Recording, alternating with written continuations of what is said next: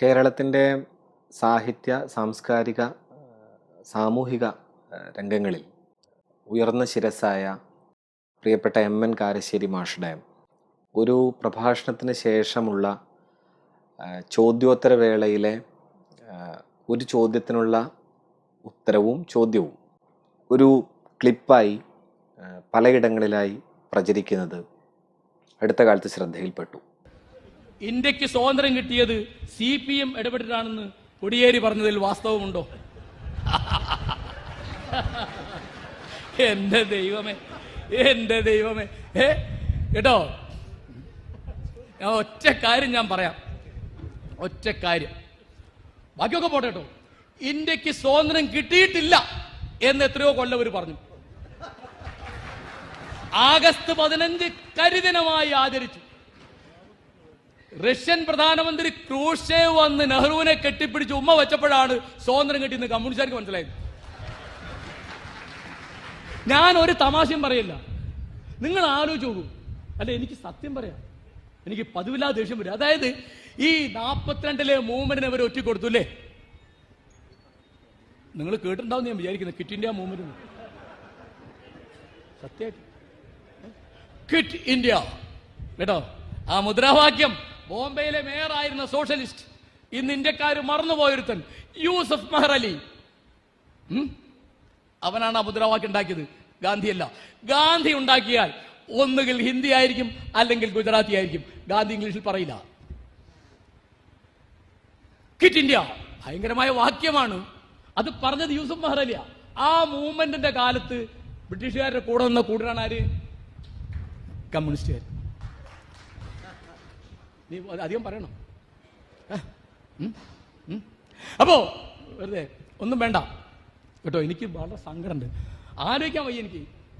58-ൽ EMS Namboodiripad കേരളത്തിന്റെ മുഖ്യമന്ത്രിയാ. 58-ലാണ് അദ്ദേഹത്തിന്റെ ആ പുസ്തകം വന്നത്, മഹാത്മാ ആൻഡീസം, അറിയോ? അപ്പോ ആ പുസ്തകം പിന്നീട് പരിഭാഷപ്പെടുത്തി ഇംഗ്ലീഷിലേക്ക്. അതിൽ ഒറ്റ വാക്യത്തിൽ പറഞ്ഞാൽ അദ്ദേഹം ദേശീയ ബൂർഷ്വാസിയുടെ ഏജന്റാണ്. അതിൽ രാഘവൻ തിരുവൽപ്പാട് മനോഹരമായൊരു മറുപടി എഴുതിയിട്ടുണ്ട്. നിങ്ങൾ കേട്ടോന്നറിയില്ല. എന്താ ഞാൻ പറഞ്ഞു വരുന്ന കാര്യം, കമ്മ്യൂണിസ്റ്റുകാർ ഗാന്ധിയെ മനസ്സിലാക്കിയില്ല. പറഞ്ഞത് കമ്മ്യൂണിസ്റ്റുകാർക്ക് ഈ തരത്തിലുള്ള യാതൊരു അവകാശവാദത്തിനും അർഹതയില്ല, പ്രത്യേകിച്ച് ഇന്ത്യൻ സ്വാതന്ത്ര്യത്തെ. ഒറ്റ കാര്യം ഇതാണ്, ആഗസ്റ്റ് 15 സ്വാതന്ത്ര്യം കിട്ടിയിട്ടില്ല എന്ന് പറഞ്ഞാൽ പിന്നെ സ്വാതന്ത്ര്യം വേണം. അപ്പൊ അതുകൊണ്ട് ഇനി പക്ഷേ സ്വാതന്ത്ര്യ സമരത്തിന്റെ കണക്കും പറഞ്ഞിട്ട് കമ്മ്യൂണിസ്റ്റുകാർ വരണ്ട. വാസ്തവത്തിൽ ഒരു പ്രഭാഷണത്തിന് ശേഷം നടക്കുന്ന ചോദ്യോത്തരങ്ങൾ പലപ്പോഴും വളരെ സ്പോണ്ടേനിയസ് ആയ ആ സമയത്തുള്ള ചില പ്രതികരണങ്ങൾ മാത്രമായി തീരുക വളരെ സ്വാഭാവികമാണ്. അതുകൊണ്ട് തന്നെ പൂർണ്ണമായ പ്രഭാഷണം വേണ്ട പോലെ ഇരുന്ന് കേൾക്കുകയോ അതിനുശേഷമുള്ള ചോദ്യോത്തരങ്ങളുടെ ആ സമയത്തുള്ള പ്രതികരണത്തിൻ്റെ സ്വഭാവത്തെ കൃത്യമായി നോക്കുകയോ ചെയ്യാതെ അതിനെ വിമർശിക്കുകയോ ചെയ്യുന്നതിലുള്ള ഒരു അർത്ഥശൂന്യതയെപ്പറ്റി എനിക്ക് നല്ല ബോധ്യമുണ്ട്.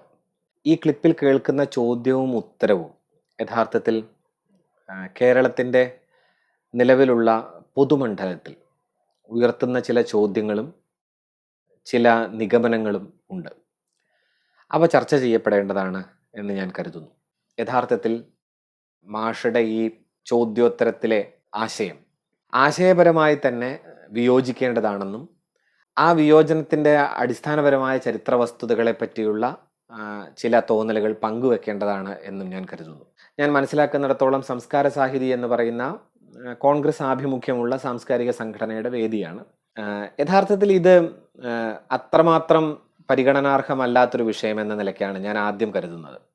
കാരണം മാഷയെപ്പോലെ ഒരു പൊതുബുദ്ധിജീവിയായ, സാമൂഹികമായി പ്രത്യേകിച്ച് ഏതെങ്കിലും രാഷ്ട്രീയ പാർട്ടിയോടുള്ള വിധേയത്വമോ ഒന്നും പുലർത്താത്ത, തികഞ്ഞും സ്വതന്ത്രമായി ചിന്തിക്കാൻ താല്പര്യപ്പെടുന്ന ഒരാൾ തീർച്ചയായും കമ്മ്യൂണിസ്റ്റ് പാർട്ടിയെയും വിമർശനത്തിന് വിധേയമാക്കുക സ്വാഭാവികമാണ്. അത്തരം വിമർശനങ്ങൾ കേൾക്കാൻ കമ്മ്യൂണിസ്റ്റ് പാർട്ടി എന്നല്ല, ഏത് പാർട്ടിയും ഏത് സാമൂഹിക സംഘടനയും ബാധ്യസ്ഥമാണ് എന്നാണ് ഞാൻ കരുതുന്നത്. അകത്തും പുറത്തും ഇത്തരം വിമർശനങ്ങളെ ഏറ്റുവാങ്ങാനുള്ള ബാധ്യത സമൂഹത്തിൽ ജനാധിപത്യ രാഷ്ട്രത്തിൽ പ്രവർത്തിക്കുന്ന ഏത് സംഘടനയ്ക്കുമുണ്ട്, തീർച്ചയായിട്ടും കമ്മ്യൂണിസ്റ്റ് പാർട്ടിക്കുമുണ്ട്. ഈ ഒരു പ്രത്യേക പോസ്റ്റ് ട്രൂത്ത് ലോകത്ത് ഇത്തരം സംഭാഷണങ്ങൾ ക്ലിപ്പുകളായി പ്രചരിപ്പിക്കപ്പെടുമ്പോൾ ഈ ക്ലിപ്പുകളിൽ മാഷ്ക്ക് പ്രത്യേകിച്ച് യാതൊരു ഉത്തരവാദിത്വവും ഇല്ലെങ്കിൽ പോലും ഈ ക്ലിപ്പ് യഥാർത്ഥത്തിൽ പ്രവർത്തിക്കുന്നത് സമൂഹത്തിന്റെ ഒരു പൊതുധാരണയുമായി ബന്ധപ്പെട്ട് അഥവാ പൊതുബോധം, കോമൺ സെൻസുമായി ബന്ധപ്പെട്ടുകൊണ്ടാണ്. കോൺഗ്രസ്സുകാരും RSSകാരും കൊണ്ടുപിടിച്ച് പ്രചരിപ്പിക്കുന്ന ഈ ക്ലിപ്പ് യഥാർത്ഥത്തിൽ കമ്മ്യൂണിസ്റ്റുകാർക്കെതിരെ ഉള്ള ഒരു ആയുധം എന്ന നിലയ്ക്ക് ഉപയോഗിക്കാനാണ് അവർ ഉദ്ദേശിച്ചിരിക്കുന്നത്. കാരശ്ശേരി മാഷ്ടെ ഈ ക്ലിപ്പ് പങ്കുവെക്കുന്ന ആശയങ്ങൾക്കകത്ത് ചില അടിസ്ഥാനപരമായ ഫാക്ച്വൽ എറർ തന്നെ, തെറ്റ് തന്നെ സംഭവിച്ചിട്ടുണ്ട് എന്നാണ് ഞാൻ കരുതുന്നത്. ഒന്നാമത്തെ ഇതിനകത്തെ പ്രശ്നം ചോദ്യത്തിൻ്റെ ഒരു പ്രശ്നമാണ്. ചോദ്യത്തിലുള്ളത് CPMന്റെ ഇടപെടലുകൾ കൊണ്ടാണ് ഇന്ത്യക്ക് സ്വാതന്ത്ര്യം കിട്ടിയത് എന്ന കോടിയേരി ബാലകൃഷ്ണന്റെ പരാമർശം ആണ് ചോദ്യത്തിലുള്ളത്. അങ്ങനെ ഒരു പരാമർശം ഉണ്ടോ എന്നതാണ് ആദ്യത്തെ ചോദ്യം.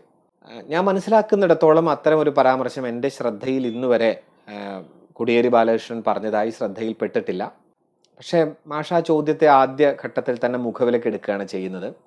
അത് മുഖവിലയ്ക്ക് എടുക്കുന്നതിന് മുൻപ് തന്നെ മാഷ്ക്ക് ഒറ്റ നിമിഷം കൊണ്ട് ചിന്തിച്ചാൽ അറിയാവുന്ന കാര്യമാണ്, മാഷ്ക്ക് അറിയാവുന്ന ഒരു കാര്യമാണ്. CPM എന്നാണ് രൂപീകരിക്കപ്പെട്ടത്, ഇന്ത്യൻ സ്വാതന്ത്ര്യ സമരത്തിൽ CPMന്റെ പങ്ക് എന്ന ചോദ്യം എത്ര കണ്ട് അർത്ഥശൂന്യമാണ് എന്ന കാര്യം അതവിടെ നിൽക്കട്ടെ.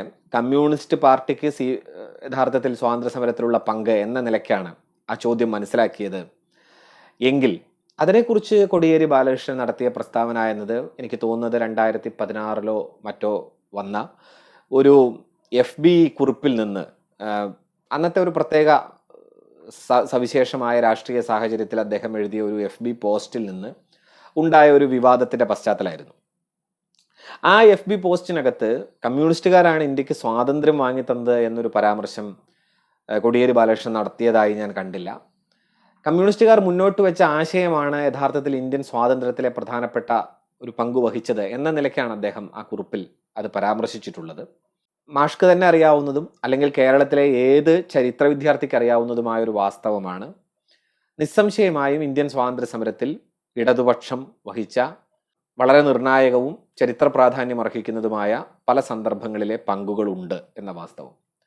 അതോടൊപ്പം തന്നെ പൂർണ്ണ സ്വരാജ് എന്ന ആശയം മുന്നോട്ട് വയ്ക്കുന്നത് മുതൽ ഇന്ത്യൻ ജനാധിപത്യത്തെ സംബന്ധിച്ച അടിസ്ഥാനപരമായ കാഴ്ചപ്പാടുകളെ വികസിപ്പിച്ചെടുക്കുന്നതിലും സ്വാതന്ത്ര്യശേഷം ഇന്ത്യൻ സ്വാതന്ത്ര്യത്തെ യഥാർത്ഥത്തിൽ സാക്ഷാത്കരിക്കുന്നതിന് വേണ്ടിയുള്ള പ്രവർത്തനങ്ങളിൽ ഭൂപരിഷ്കരണം അടക്കമുള്ള ഇടപെടലുകൾ നടത്തുന്നതിലും പിന്നീട് കമ്മ്യൂണിസ്റ്റ് പാർട്ടികൾ നടത്തിയ പങ്കും ഇന്ത്യയിലെ ഏത് ചരിത്ര വിദ്യാർത്ഥിക്ക് മുന്നിലും തെളിഞ്ഞു നിൽക്കുന്ന സത്യങ്ങളാണ്.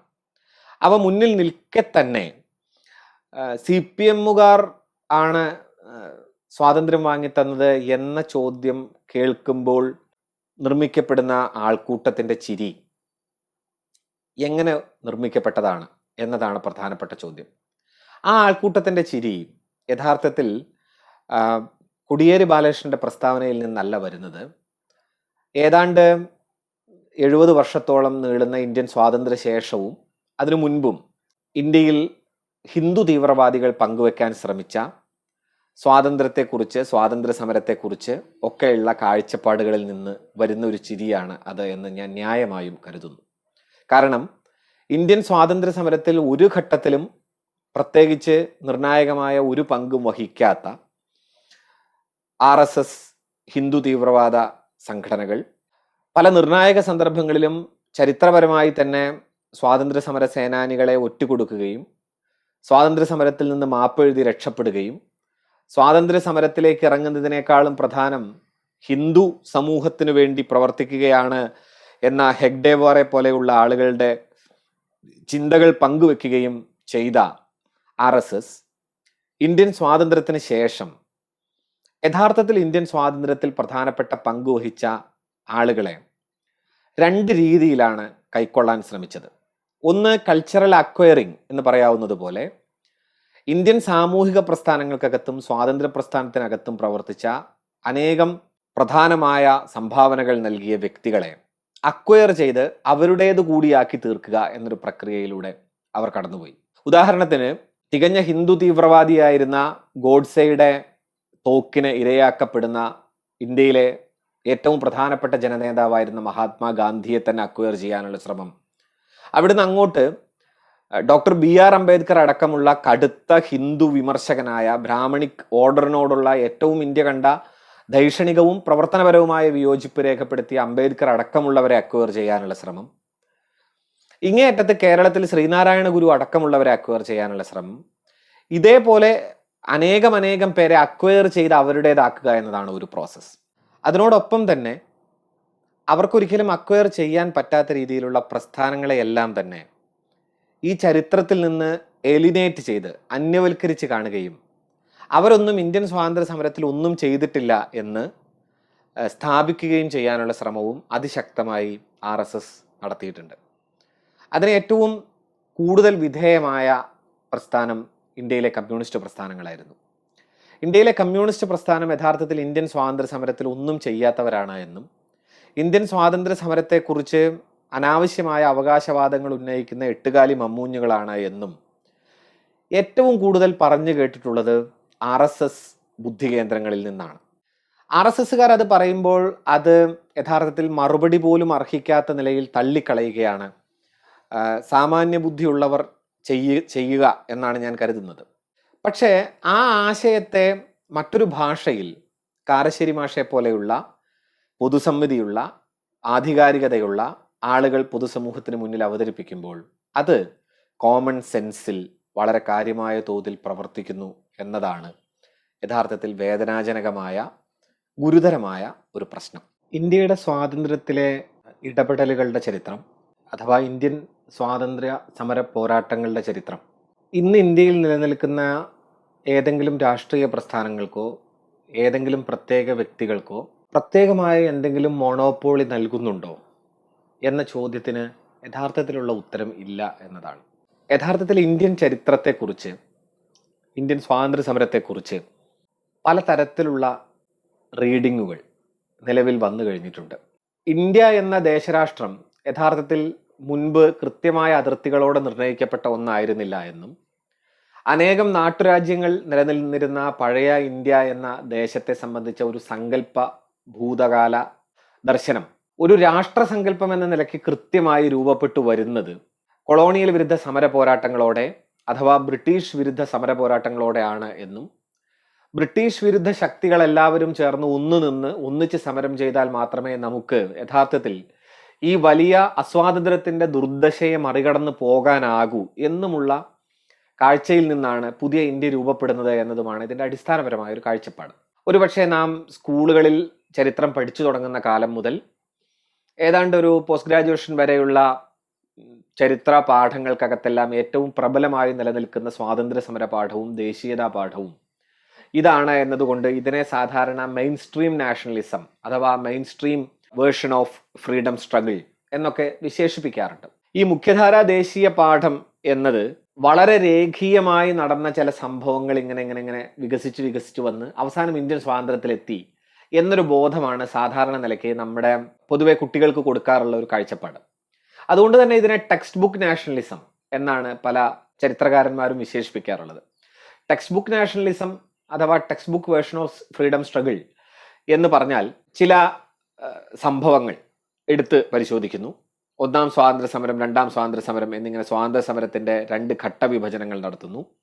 2 സ്വാതന്ത്ര്യ സമരത്തിനും പെട്ടെന്നുണ്ടായ കാരണങ്ങളും അതിനു മുൻപുള്ള പെട്ടെന്നല്ലാത്ത മുൻപുണ്ടായ കാരണങ്ങളും വെവ്വേറെ എടുത്ത് പഠിക്കുന്നു.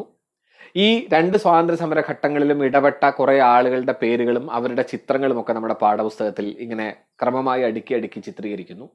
അപ്പൊ അതിനകത്ത് AO Hume, Dadabhai Naoroji, Annie Besant, Tantia Tope എന്നൊക്കെ പറഞ്ഞൊരു ചിത്രങ്ങളുടെ ഒരു പരമ്പര, ഇപ്പുറത്ത് മഹാത്മാഗാന്ധി, ജവഹർലാൽ നെഹ്റു, സർദാർ വല്ലഭായ് പട്ടേൽ, അങ്ങനെ അടങ്ങുന്ന ഒരു പരമ്പര, ഇതെല്ലാം ഉണ്ടാവും. ഇങ്ങനെ വളരെ രേഖീയമായി നടന്നു വന്നൊരു പ്രോസസ്സിന്റെ അവസാനം ആണ് ഇന്ത്യക്ക് സ്വാതന്ത്ര്യം കിട്ടുന്നത് എന്ന ഒരു പൊതുബോധമാണ് സാധാരണ നിലയ്ക്ക് ടെക്സ്റ്റ് ബുക്ക് നാഷണലിസം നിർമ്മിച്ചെടുക്കുന്നത് എന്ന് പറയാം. ഈ ടെക്സ്റ്റ് ബുക്ക് നാഷണലിസത്തിന് അഥവാ ടെക്സ്റ്റ് ബുക്കിൽ പഠിക്കുന്ന സ്വാതന്ത്ര്യ സമര പാഠത്തിന് വലിയ തോതിലുള്ള വിയോജനങ്ങളും എതിർപ്പുകളും എല്ലാം നേരിടേണ്ടി വന്നിട്ടുണ്ട്. എങ്കിലും ഇന്ത്യയെ സംബന്ധിച്ച് ഇന്നും ചരിത്രരചനയെ സംബന്ധിച്ച് മുഖ്യധാരാ പാഠമായി നിലനിൽക്കുന്നത് ഇത് തന്നെയാണ്. ഇത് പൂർണ്ണമായും തള്ളിക്കളയേണ്ടതാണെന്നോ ഇതിൽ പറയുന്ന സംഭവങ്ങളെല്ലാം യഥാർത്ഥത്തിൽ വസ്തുതാപരമായി തെറ്റാണെന്നോ അല്ല നാം മനസ്സിലാക്കേണ്ടത്. കൂടുതൽ സൂക്ഷ്മമായി നാം യഥാർത്ഥത്തിൽ സ്വാതന്ത്ര്യ സമരത്തെ പരിചയപ്പെടാൻ ശ്രമിച്ചാൽ മറ്റനേകം ധാരകൾ ഇടകലർന്നൊരു കാര്യമാണ് ഇന്ത്യൻ സ്വാതന്ത്ര്യ സമരം എന്ന് മനസ്സിലാക്കാൻ പറ്റും. അതിനകത്ത് ഈ ഇന്ത്യൻ സ്വാതന്ത്ര്യ സമരം തന്നെയല്ല എന്ന് മുഖ്യധാര ദേശീയതാ പാഠം പലപ്പോഴും തള്ളിക്കളഞ്ഞ കാര്യങ്ങൾ പോലും ഇന്ത്യൻ സ്വാതന്ത്ര്യ സമരത്തിന്റെ പൊതുവായ സമഗ്രമായ ദർശനത്തിനകത്ത് പ്രാധാന്യമർഹിക്കുന്ന കാര്യമായിട്ടാണ് നിൽക്കുന്നത്. ഉദാഹരണത്തിന് സബാൾട്ടേൺ സ്കൂളിൽപ്പെട്ട ആളുകൾ യഥാർത്ഥത്തിൽ ഇന്ത്യൻ ദേശീയവാദികളും ഇന്ത്യൻ ദേശീയതാ പ്രസ്ഥാനവും എന്നത് ഒരു എലീറ്റ് മോണോലോഗ് ആയി ഉള്ള കടുത്ത വിമർശനം ഇന്ത്യൻ ദേശീയതാ പാഠത്തിന് നേരെ വളരെ കാലം മുൻപ് തന്നെ ഉയർത്തിയിരുന്നു. ഇന്ത്യയിലെ സവർണ പ്രമാണികളുടെ ഒരു ആത്മഗതമായിട്ടാണ് അവർ പ്രധാനമായും ഇന്ത്യയുടെ ദേശീയത മുഖ്യധാരാ പാഠത്തെ കണ്ടത്.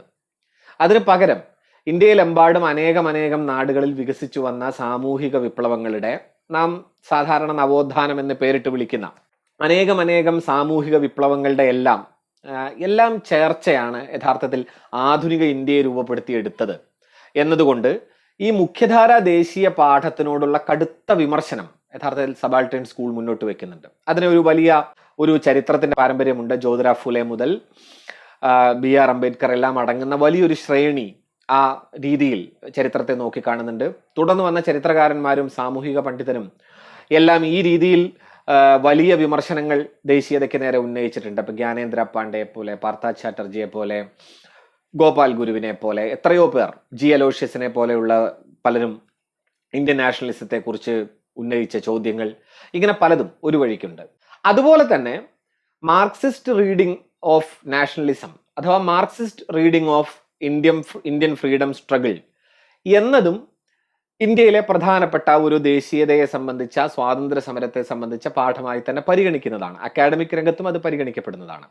നാഷണൽ ക്വസ്റ്റ്യൻ എന്ന ലെനിൻ മുന്നോട്ട് വെച്ച ഒരു തിസീസിന്റെ മുന്നിൽ നിന്നുകൊണ്ട് ഇന്ത്യയിലുള്ള ദേശീയവാദ പ്രസ്ഥാനത്തോട് എങ്ങനെ ഇടപെടണം എന്നതിനെ കുറിച്ച് ഇന്ത്യയിലെ കമ്മ്യൂണിസ്റ്റുകാർ എടുത്ത നിലപാടുകൾ, MN റോയ് അടക്കമുള്ള ആദ്യകാല പ്രധാനപ്പെട്ട കമ്മ്യൂണിസ്റ്റ് സഖാക്കൾ ഉന്നയിച്ച ചോദ്യങ്ങൾ, ഇവയെല്ലാം തന്നെ ഡിബേറ്റബിൾ ആയിട്ടുള്ള വലിയ തോതിൽ സംവാദാത്മകമായ ഒരു മണ്ഡലമാണ്. ഞാൻ പറഞ്ഞു വന്ന ആദ്യത്തെ പ്രധാനപ്പെട്ട പോയിന്റ്, ഇങ്ങനെ പലതരത്തിലുള്ള വീക്ഷണകോണിലുള്ളവർ ചേർന്നും ഇടകലർന്നും വേർപിരിഞ്ഞും പ്രവർത്തിച്ച ഒരു പൊതു ആധുനികതയുടെ സംവാദ മണ്ഡലത്തിൽ നിന്നാണ് ഇന്ത്യയിലെ സ്വാതന്ത്ര്യ സമര പോരാട്ടങ്ങളുടെ ചരിത്രത്തെ യഥാർത്ഥത്തിൽ നാം മനസ്സിലാക്കേണ്ടത് എന്ന കാര്യമാണ്. ഇന്ത്യൻ ദേശീയ പ്രസ്ഥാനത്തിന്റെ നേതൃസ്ഥാനത്ത് നാം കാണുന്ന ആളുകൾ അവരെ മാത്രം വെച്ചുകൊണ്ട് നടത്തുന്ന ചരിത്രാഖ്യാനങ്ങളുടെ ഒരു വലിയ പ്രതിസന്ധി, അത് പലപ്പോഴും അതിന് പുറത്തുള്ളതിനെ ഒക്കെ ഇന്ത്യൻ സ്വാതന്ത്ര്യ സമരമായിട്ടേ പരിഗണിക്കില്ല എന്നതാണ്. ഇപ്പോൾ കമ്മ്യൂണിസ്റ്റുകാർ ഇന്ത്യൻ സ്വാതന്ത്ര്യ സമരത്തിൽ എന്ത് കുന്തമാണ് ചെയ്തത് എന്ന് നിങ്ങൾ ചോദിക്കുന്നു എന്ന് വിചാരിക്കുക. ഇതുപോലെയുള്ള മറ്റൊരു ചോദ്യം ഒരു കാലത്ത് ഇന്ത്യയിലെ സാമൂഹിക പ്രസ്ഥാനങ്ങളുടെ നേതാക്കളും ഒക്കെ നേരിട്ടിട്ടുണ്ട്. ഒരു കാലത്ത് കുമാരനാശാൻ ഒരു കവിതയിൽ എഴുതുന്ന വരി, എന്തിനു ഭാരതധരെ കരയുന്നു, പാരതന്ത്ര്യം നിനക്കു വിധി കൽപ്പിതമാണു തായേ, ചിന്തിക്കിൽ ജാതി മതാന്തരടിച്ചു തമ്മിൽ അന്തപ്പെടും, ഞങ്ങൾക്കെന്തിനായേ സ്വരാജ്യം. ജാതിയും മതവും പറഞ്ഞ് മനുഷ്യർ തമ്മിൽ കലഹിക്കുന്ന അന്ധത ബാധിച്ച മനുഷ്യ സമൂഹത്തിന് എന്തിനാണ് യഥാർത്ഥത്തിൽ സ്വാതന്ത്ര്യം? പാരതന്ത്ര്യം നിന്റെ വിധിയാണ് ഭാരതമേ എന്ന കുമാരനാശാന്റെ വിലാപത്തെ ആ കാലത്ത് സ്വാതന്ത്ര്യ സമരത്തിനെതിരായിട്ടുള്ള ഒരു ശബ്ദമായിട്ടാണ് പലരും വായിച്ചെടുത്തത്. അങ്ങനെ ബ്രിട്ടീഷുകാരനാണ് കുമാരനാശാൻ എന്ന് പറഞ്ഞ ആളുകളും നമ്മുടെ നാട്ടിലുണ്ട്. ഞാൻ പറഞ്ഞത് എന്താണെന്ന് വെച്ചാൽ, ഇത്തരത്തിൽ ഇന്ത്യൻ ദേശീയതയെ സംബന്ധിച്ച് നിർമ്മിക്കപ്പെടുന്ന മറ്റനേകം അപരപാഠങ്ങളെ ഒന്നാകെ തള്ളിക്കളഞ്ഞുകൊണ്ട് ഇന്ത്യൻ ദേശീയത എന്ന് പറയുന്നത് ഗാന്ധിജിയും ജവഹർലാൽ നെഹ്റുവും ഒക്കെ മുന്നിൽ നിന്ന് നയിച്ച ഇന്ത്യയിലെ പ്രധാനപ്പെട്ട ദേശീയതാ സമരങ്ങളായി നാം കാണുന്ന ദണ്ഡിയാത്ര, ക്വിറ്റ് ഇന്ത്യ സമരം, നിസ്സഹകരണ പ്രസ്ഥാനം എന്നിങ്ങനെയുള്ള പ്രധാനപ്പെട്ട സംഭവ വികാസങ്ങളുടെ ഒരു പരിണിതിയായിട്ടാണ് ഇന്ത്യൻ സ്വാതന്ത്ര്യം സംഭവിച്ചത് എന്ന ഒരു പൊതുബോധം നിർമ്മിക്കപ്പെടുന്നതിനെ കുറിച്ചാണ്. എന്നാൽ അങ്ങനെ ഒന്നല്ല യഥാർത്ഥത്തിൽ ഇന്ത്യൻ സ്വാതന്ത്ര്യലബ്ധി എന്നും, അങ്ങനെ ഒറ്റ സ്നാപ്പിൽ ഒതുക്കപ്പെടുന്ന ഒരു ജന്മസത്യമല്ല കഥാകൃത്തായ ഗീതാ ഹിരണ്യനോട് ഈ പ്രയോഗത്തിന് കടപ്പാട്.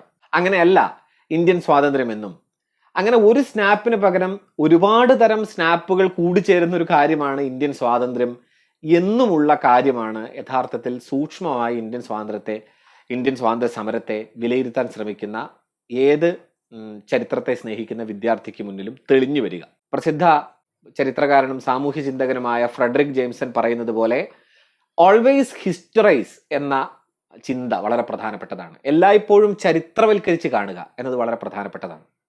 അതായത് ഒരു പ്രത്യേക ചരിത്ര സന്ദർഭത്തിലെ ചില സമയങ്ങളിലെ നിലപാടുകളെ എടുത്ത് നാം അതിനേക്കാൾ എത്രയോ പതിറ്റാണ്ടുകൾക്ക് ശേഷമുള്ളൊരു ചരിത്ര സാഹചര്യത്തിൽ നിന്ന് വിലയിരുത്തുമ്പോൾ അതിന്റെ ശരിതെറ്റുകളെ പറ്റി പെട്ടെന്നൊരു തീർപ്പിലെത്തിപ്പെടുക വളരെ എളുപ്പമാണ്. ഇപ്പോൾ ഗാന്ധിയെ കണ്ണും പൂട്ടി വിമർശിക്കുന്നവർ നേരിടുന്ന ഒരു പ്രതിസന്ധിയും അതാണെന്ന് ഞാൻ കരുതുന്നു. ഗാന്ധിയെ കണ്ണും പൂട്ടി വിമർശിക്കുമ്പോൾ ഗാന്ധി നിലനിന്നിരുന്ന ഒരു ചരിത്ര സാമൂഹ്യ സാഹചര്യത്തിന്റെ സൃഷ്ടിയാണ് ഗാന്ധിജി എന്ന യാഥാർത്ഥ്യമാണ് പലപ്പോഴും വിസ്മരിക്കപ്പെടുക.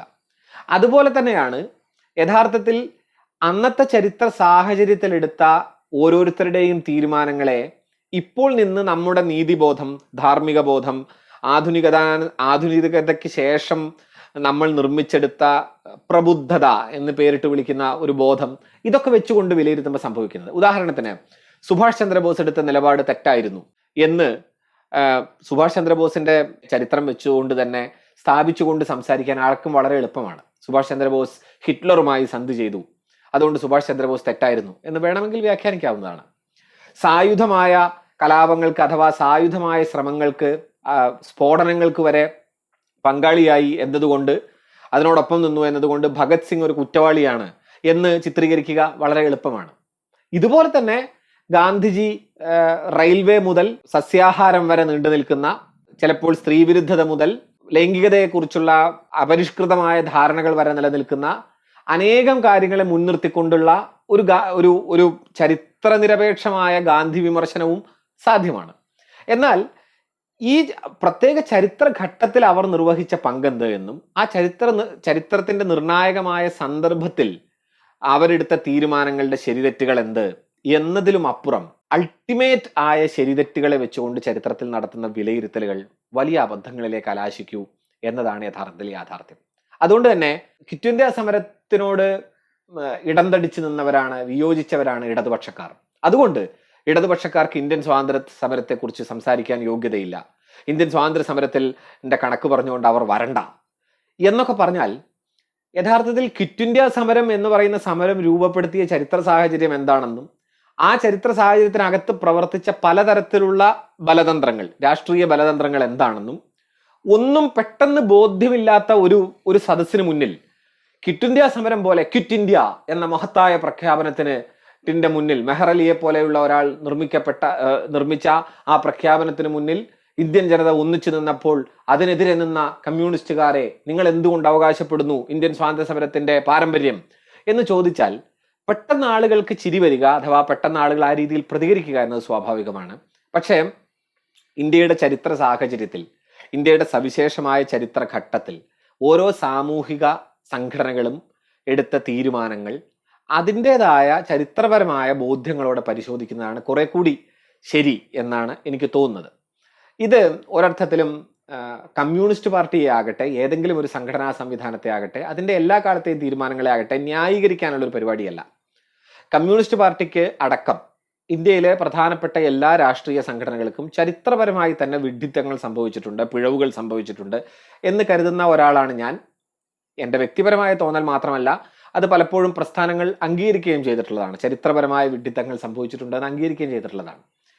അങ്ങനത്തെ പിഴവുകൾ പറ്റുകയും ആ പിഴവുകളെ തിരുത്തി മുന്നോട്ട് നടക്കുകയും ചെയ്യുന്നതിൽ ഒരു പ്രസ്ഥാനം എന്ത് ചെയ്തു എന്നതാണ് നാം പലപ്പോഴും രാഷ്ട്രീയ പ്രസ്ഥാനങ്ങളെയും സാമൂഹ്യ പ്രസ്ഥാനങ്ങളെയും ഒക്കെ വിലയിരുത്തുമ്പോൾ ഏറ്റവും പ്രധാനമായി എടുക്കേണ്ട കാര്യം എന്നാണ് ഞാൻ കരുതുന്നത്.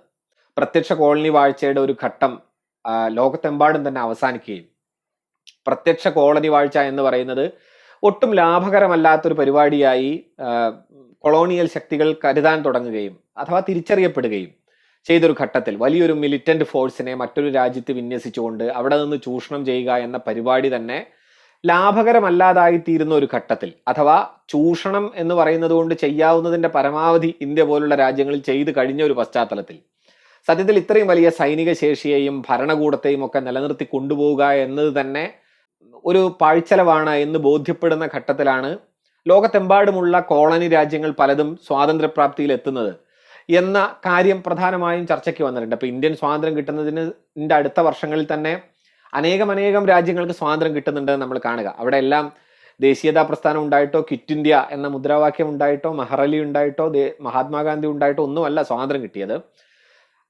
അങ്ങനെ ദേശരാഷ്ട്രങ്ങളെ പ്രത്യക്ഷമായ കോളനിയാക്കി നിലനിർത്തുന്നത് ലാഭകരമല്ലാതായി തീരുന്ന ഒരു അന്തരീക്ഷത്തിന്റെ കൂടി ഫലമായിരുന്നു അത് എന്ന കാര്യവും ചർച്ചയ്ക്ക് വന്നിട്ടുണ്ട്. എന്നാൽ അത് ഇന്ത്യയിൽ നടന്ന സമര പോരാട്ടങ്ങളെ, ലക്ഷക്കണക്കിന് മനുഷ്യരുടെ ജീവത്യാഗങ്ങളെ, അവരുടെ ജീവിതം കൊണ്ട് എഴുതിയ, രക്തം കൊണ്ട് നനഞ്ഞ തെരുവുകളെ ഒന്നും തന്നെ അപ്രസക്തമാക്കുന്നില്ല.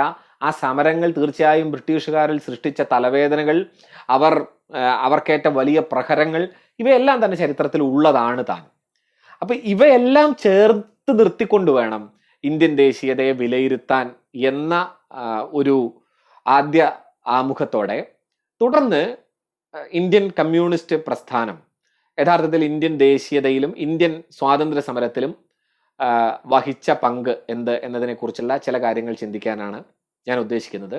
ഇന്ത്യൻ ദേശീയ പ്രസ്ഥാനത്തിനകത്ത് എങ്ങനെ ഇടതുപക്ഷം പ്രവർത്തിച്ചു എന്നും ആ പ്രവർത്തന മണ്ഡലം ഏതർത്ഥത്തിൽ പ്രസക്തമാണ് എന്നും പറയാനാണ്.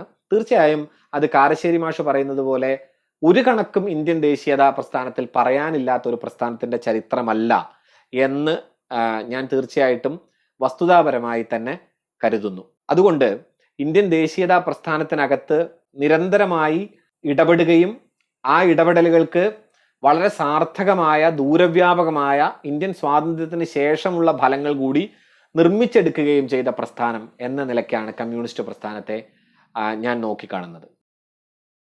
1917 സോവിയറ്റ് വിപ്ലവം നടക്കുന്നത് വരെ ദേശീയ പ്രസ്ഥാനത്തിനകത്ത് സോഷ്യലിസം എന്ന ഘടകം ഒരു പ്രധാനപ്പെട്ട ഘടകമായിട്ട് നിലനിന്നിട്ടേ ഇല്ല എന്നതാണ് യാഥാർത്ഥ്യം. അടിച്ചമർത്തപ്പെട്ട രാജ്യങ്ങൾക്കകത്ത് നടക്കുന്ന ബൂർഷ്വാ വിമോചന പ്രസ്ഥാനങ്ങൾ, അതും ഈ മർദ്ദക രാഷ്ട്രത്തിലെ തൊഴിലാളി വർഗ വിമോചന പ്രസ്ഥാനവും സാധ്യമായിട്ടുള്ള പരസ്പരമുള്ള ലിങ്കുകൾ, പരസ്പരമുള്ള ബന്ധങ്ങൾ, അവയുടെ കൈമാറ്റങ്ങൾ, ഇവയെക്കുറിച്ചാണ് പ്രധാനമായിട്ടും ലെനിൻ ആ കാലത്ത് ചർച്ച ചെയ്യുകയൊക്കെ ചെയ്തിരുന്നത്. 1914 പോലും ലെനിൻ അതാണ് സംസാരിച്ചു കൊണ്ടിരിക്കുന്നത്.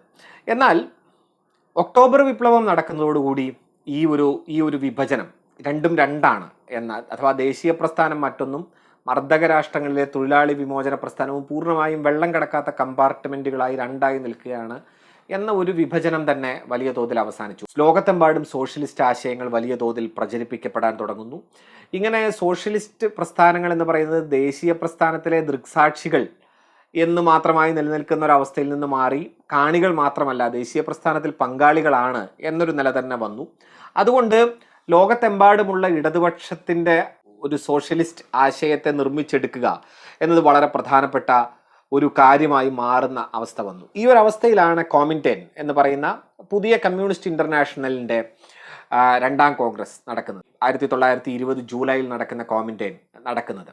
ഈ കോമിൻറ്റേനിലാണ് ഏറ്റവും പ്രധാനമായി ദേശീയതയെ സംബന്ധിച്ച ആശയം ലെനിൻ മുന്നോട്ട് വെക്കുന്നത്. ദേശീയതയെ സംബന്ധിച്ച വളരെ പ്രധാനപ്പെട്ട കമ്മ്യൂണിസ്റ്റ് കാഴ്ചപ്പാട് എന്ന് വിശേഷിപ്പിക്കാവുന്ന preliminary thesis on the national colonial question എന്ന് പറയുന്ന ലെനിന്റെ തിസീസ് അവതരിപ്പിക്കപ്പെടുന്നത്. മർദ്ദിത ജനതയ്ക്ക് മുന്നിൽ, കഷ്ടപ്പെടുന്ന മനുഷ്യർക്ക് മുന്നിൽ എന്താണ് ഭാവിയെപ്പറ്റി കമ്മ്യൂണിസ്റ്റുകാർ മുന്നോട്ട് വെക്കേണ്ട ലോകത്തെമ്പാടുമുള്ള കാഴ്ചപ്പാട് എന്നതിനെക്കുറിച്ച് കോമിൻറ്റേണിലും അതിനുശേഷം പുറത്തും ഒക്കെ വലിയ ചർച്ചകൾ വലിയ തോതിൽ നടക്കുന്നുണ്ട്. ആ സമയത്ത് സോവിയറ്റ് വ്യവസ്ഥയിലൂടെ കമ്മ്യൂണിസത്തിലേക്ക് കടന്നു വരാനായിട്ടുള്ള ഒരു പരിശ്രമം ആരംഭിക്കുന്നതിനെ പറ്റി ലെനിൻ പ്രധാനമായും ചില കാഴ്ചപ്പാടുകൾ അവതരിപ്പിക്കുന്നുണ്ട്. അത് മുതലാളിത്ത വികസന ഘട്ടത്തിലൂടെ കടന്നു പോകാതെ തന്നെ പരസ്പരം സഹകരണത്തോടെ ഈ ബൂർഷ്വാ ദേശീയവാദികൾ എന്ന് വിശേഷിപ്പിക്കപ്പെടുന്ന ദേശീയ പ്രസ്ഥാനത്തോട് ചേർന്ന് പ്രവർത്തിക്കവേ തന്നെ വിമോചനത്തിന് ശേഷമുള്ള രാജ്യത്തിന് വേണ്ടി ഒരു ബദൽ സമീപന രേഖ കമ്മ്യൂണിസ്റ്റുകാർ അവതരിപ്പിക്കണം എന്നിടത്താണ് ലെനിൻ നിന്നത്. അതായത് സ്വാതന്ത്ര്യ സമരം നടക്കുന്നു, സ്വാതന്ത്ര്യം സാധ്യമാകുന്നു, അതിനുശേഷം ഈ രാജ്യത്ത് എന്ത് നടക്കും എന്നതിനെ സംബന്ധിച്ച് കമ്മ്യൂണിസ്റ്റുകാർക്ക് ഒരു രേഖ വേണം എന്നാണ് ലെനിൻ അന്നേ ആവശ്യപ്പെടുന്നത്. വിമോചനാനന്തര രാഷ്ട്രത്തിന്റെ, സ്വതന്ത്ര രാഷ്ട്രത്തിന്റെ ബദൽ സമീപന രേഖ എന്തായിരിക്കണം എന്നതിനെക്കുറിച്ച് ലെനിൻ പ്രധാനമായും ചിന്തിക്കുന്നു.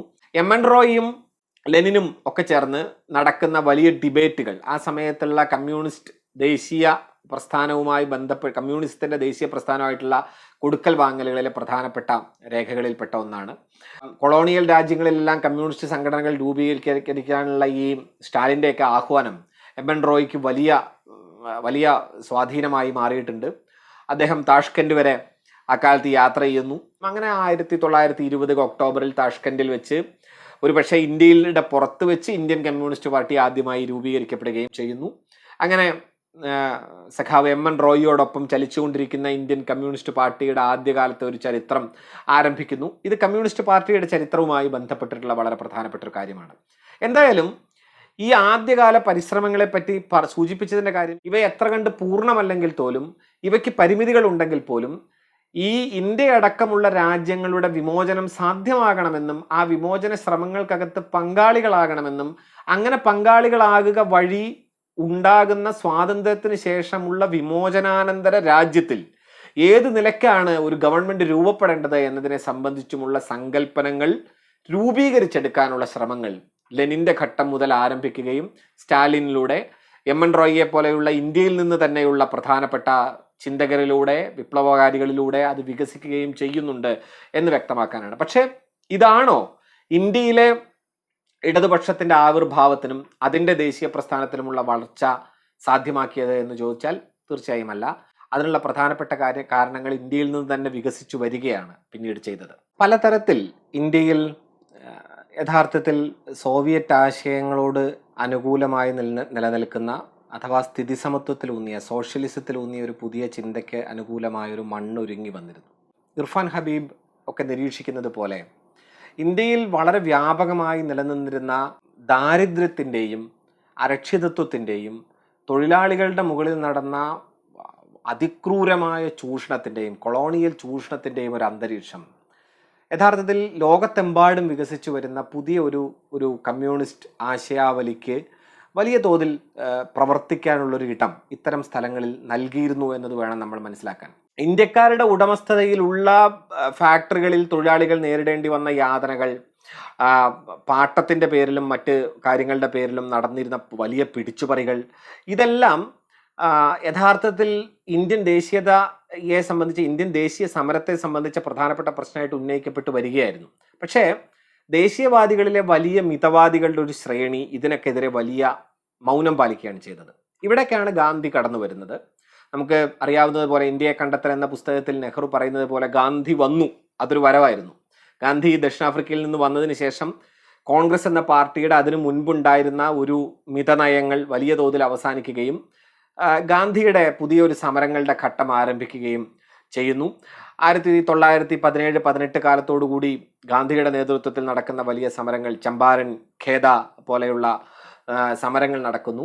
ആ സമരങ്ങളെല്ലാം വളരെ ജാഗ്രതയോടെ ആസൂത്രണം ചെയ്യപ്പെട്ടതായിരുന്നു. കാരണം തദ്ദേശീയ ഭൂപ്രഭുക്കളെ വരെ ഒഴിവാക്കിക്കൊണ്ട് അവിടെയുള്ള തൊഴിലാളികളെയും അവിടെയുള്ള പണിയെടുക്കുന്ന കഷ്ടപ്പെടുന്ന മനുഷ്യനെയും ഒരുമിച്ച് ചേർത്തുകൊണ്ട് നടന്ന സമരങ്ങളാണ് ചമ്പാരനിലും ഒക്കെ നടക്കുന്നത്. പക്ഷേ 1918 ഗാന്ധി നടത്തുന്ന അലഹാബാദിലെ തുണിമില്ലുകളുടെ പ്രക്ഷോഭത്തിൽ അതിൽ പരുത്തിമില്ല് ഉടമസ്ഥരുമായിട്ട് വലിയ തർക്കത്തിൽ ഏർപ്പെടേണ്ടി വരുന്നു. ജനങ്ങളുടെ ഒക്കെ ഈ കഷ്ടപ്പാടുകളൊക്കെ കളയാൻ വേണ്ടി, അതിനെയൊക്കെ നിർമാർജനം ചെയ്യാൻ വേണ്ടി ദേശീയ പ്രസ്ഥാനത്തിനെ പിന്തുണയ്ക്കണമെന്ന ആഹ്വാനമാണ് നൽകപ്പെട്ടത്. ഖിലാഫത്ത് പ്രസ്ഥാനത്തിനും നിസ്സഹകരണ പ്രസ്ഥാനത്തിനും ശേഷം രാജ്യത്തെമ്പാടും വികസിച്ചു വന്ന പല നിലയ്ക്കുള്ള ബഹുജന പ്രക്ഷോഭങ്ങളുമായിട്ട് അവ കണ്ണു ചേർന്നു എന്നതാണ് യാഥാർത്ഥ്യം. ഈ മുന്നേറ്റങ്ങളുടെ ഭാഗമായിരുന്നു ബീഹാറിലെ കാർഷിക പ്രക്ഷോഭം എന്ന് പറയുന്നത്. ധർ എന്ന പ്രദേശത്തുണ്ടായ കാർഷിക പ്രക്ഷോഭം, ഉത്തർപ്രദേശിൽ UP-യിലെ അവധിയിലുണ്ടാകുന്ന 1922 ജന്മി വിരുദ്ധ കലാപങ്ങൾ, മലബാറിൽ നടക്കുന്ന 1920 മലബാർ കലാപം എന്ന മാപ്പിളമാരുടെ വലിയ മുന്നേറ്റങ്ങൾ, ഇതൊക്കെ ഇതിന് ഉദാഹരണമായിരുന്നു. ഇങ്ങനെ വളരെ ചെറിയ തോതിലാണെങ്കിലും ഇന്ത്യ എന്ന മൊത്തം ഭൂപ്രദേശത്തിനെ ടെറൈനെ എടുക്കുകയാണെങ്കിൽ വളരെ പരിമിതമായൊരു തോതിലാണെങ്കിൽ പോലും തൊഴിലാളികളുടെ പ്രത്യാശകൾ ക്രമേണ ചെറിയ ചെറിയ ആദ്യ കിരണങ്ങൾ വീശി തുടങ്ങുന്ന ഒരു ഘട്ടമാണ് ഇത്. ആൾ ഇന്ത്യ ട്രേഡ് യൂണിയൻ കോൺഗ്രസ് AITUC-യുടെ 1920 രൂപീകരണത്തിന്റെ സമയത്ത് ഗാന്ധി ഒഴികെയുള്ള മിക്കവാറും എല്ലാ ദേശീയ നേതാക്കളും അതിനകത്ത് പങ്കെടുക്കുന്നുണ്ട്. പുതിയൊരു അവബോധം തൊഴിലാളികളെ കൂടി പങ്കെടുപ്പിച്ചുകൊണ്ടുള്ള ദേശീയ പ്രസ്ഥാനത്തിന്റെ കർഷകരെ പങ്കെടുപ്പിച്ചുകൊണ്ടുള്ള ദേശീയ പ്രസ്ഥാനത്തെ പറ്റിയുള്ള ഒരു അവബോധം വളർന്നു വരുന്നുണ്ട്. CR ദാസ് 1922 ഗയാ കോൺഗ്രസ് സമ്മേളനത്തിൽ ഈ കാര്യം വളരെ പ്രധാനപ്പെട്ട ആശയമായി തന്നെ എടുത്തു പറയുന്നുണ്ട്. 98% ജനങ്ങൾക്കും സ്വരാജ് എന്ന് പറയുന്ന ആശയം ആ കാലത്ത് തന്നെ ഉന്നയിക്കപ്പെടുന്നുണ്ട്. 1924 അതിനു മുൻപ് ജയിൽ വാസം അനുഷ്ഠിച്ച ഗാന്ധി 24 ജയിൽ വിമോചിതനാകുമ്പോൾ ഞാൻ ഇക്കാര്യത്തിൽ ഒരു സോഷ്യലിസ്റ്റ് നിലപാടാണ് സ്വീകരിക്കുക എന്ന് തന്നെ തുറന്ന് പ്രഖ്യാപിക്കുകയും ചെയ്യുന്നുണ്ട്. പറഞ്ഞു വന്നത്, ആ സമയത്ത് നടന്ന വലിയൊരു മാറ്റമാണ് ഇത്. ചിന്താലോകത്ത് തന്നെ നടന്നൊരു വലിയ മാറ്റമാണ്. എൻ റോയ്ക്ക് തന്നെ വലിയ സ്വീകാര്യത കിട്ടുകയും ഗാന്ധി ബ്രിട്ടീഷ് മേധാവികളുടെ ഒക്കെ അതൃപ്തിയൊന്നും വകവെക്കാതെ റോയിയെ തന്നെ യങ് ഇന്ത്യയിൽ എഴുതാനുള്ള പല സമയത്ത് അവസരങ്ങൾ നൽകുകയും ഒക്കെ ചെയ്യുന്നു. AICC സമ്മേളനത്തിൽ ലെനിന്റെ മരണത്തിൽ അനുശോചിക്കുന്ന ഒരു പ്രമേയം തന്നെ അവതരിപ്പിക്കപ്പെടുന്നുണ്ട്. പ്രമേയം കുറച്ച് വോട്ടുകൾക്ക് പരാജയപ്പെട്ടു പോകുന്നുണ്ട്. പക്ഷെ അത്തരം ഒരു വലിയ മാറ്റം ആ സമയത്ത് സംഭവിക്കുന്നുണ്ട് എന്നത് വളരെ പ്രധാനപ്പെട്ട ഒരു കാര്യമാണ്. കമ്മ്യൂണിസ്റ്റുകളുമായി വലിയ തോതിൽ അന്ന് അടുത്ത് നിന്ന് പ്രവർത്തിച്ച ദേശീയ പ്രമുഖ നേതാവ് ജവഹർലാൽ നെഹ്റു ആയിരുന്നു. നെഹ്റു പങ്കെടുക്കുന്ന വളരെ പ്രധാനപ്പെട്ട ബ്രസൽസിലെ മീറ്റിംഗ് ഉണ്ട്, മർദ്ദിത ദേശീയ വിഭാഗങ്ങളുടെ സമ്മേളനം. അതിനകത്ത് പുതിയൊരു സാമ്രാജ്യത്വ വിരുദ്ധ മുന്നണി രൂപീകരിക്കപ്പെടുന്നു. ലീഗ് അഗെയിൻസ്റ്റ് ഇമ്പീരിയലിസം എന്ന് പറയുന്ന ഒരു സാമ്രാജ്യത്വ വിരുദ്ധ മുന്നണി രൂപീകരിക്കപ്പെടുന്നു. അതിനകത്ത് അദ്ദേഹം സ്ഥാനം സ്വീകരിക്കുന്നു, സോവിയറ്റ് യൂണിയൻ സന്ദർശിക്കുന്നു. സോവിയറ്റ് യൂണിയന്റെ അനേകം ഗുണപരമായ മാറ്റങ്ങളെ വളരെ പോസിറ്റീവായി അദ്ദേഹം ഉൾക്കൊള്ളുന്നു. 1927 മദ്രാസിൽ വെച്ച് നടക്കുന്ന സമ്മേളനത്തിൽ സുഭാഷ് ചന്ദ്രബോസും അദ്ദേഹവും ചേർന്നുള്ളൊരു സഖ്യത്തോടു കൂടി പൂർണ്ണ സ്വരാജ് എന്ന് പറയുന്ന പ്രമേയം അവതരിപ്പിക്കപ്പെടുന്നു. വളരെ കാലമായി താൻ കമ്മ്യൂണിസത്തിൽ ആകൃഷ്ടനാണ് എന്ന് ആ കാലത്ത് അദ്ദേഹം 1934-35 ജവഹർലാൽ നെഹ്റു തുറന്നെഴുതുന്നുണ്ട്. മാർക്സിസം എന്ന ആശയം എൻ്റെ മനസ്സിൻ്റെ അനേകം ഇരുണ്ട സ്ഥലങ്ങളെ വലിയ തോതിൽ പ്രകാശമാനമാക്കി എന്നാണ് അന്നത്തെ നെഹ്റുവിൻ്റെ വളരെ പ്രസിദ്ധമായ ഒരു വാചകം. ഇങ്ങനെ വലിയ തോതിൽ വിപ്ലവകാരികൾക്കിടയ്ക്ക് വളർന്നു വന്ന ഒരു ആഭിമുഖ്യത്തിൻ്റെ പശ്ചാത്തലത്തിലാണ് ഭഗത് സിംഗ് അടക്കമുള്ള വിപ്ലവകാരികളുടെ ഉദയം യഥാർത്ഥത്തിൽ ഇന്ത്യയിൽ ഉണ്ടാവുന്നത്. അതിനെ തുടർന്നുള്ള പരിണിതികൾ നമുക്കറിയാവുന്നതാണ്. ഭഗത് സിംഗിന്റെ മരണം വരെ എത്തിപ്പെട്ട പരിണിതികൾ നമുക്കറിയാവുന്നതാണ്.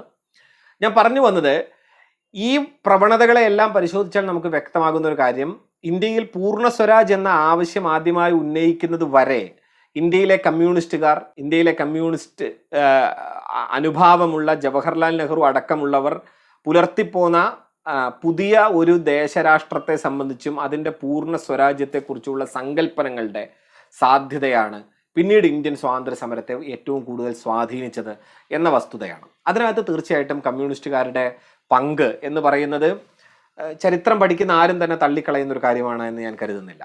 1922 ആവുമ്പോൾ തന്നെ കൽക്കട്ടയിൽ മുസാഫിർ അഹമ്മദിനെ പോലെയുള്ള, ബോംബെയിൽ ഡാംഗയെ പോലെയുള്ള, മദ്രാസിൽ ശിങ്കാരുവേല ചെട്ടിയാരെ പോലെയുള്ള, ലാഹോറിൽ ഗുലാം ഹുസൈനെ പോലെയുള്ള അനേകം പേർ കമ്മ്യൂണിസ്റ്റ് ആശയങ്ങൾ പലതോതിൽ പങ്കുവെക്കുന്നുണ്ട്.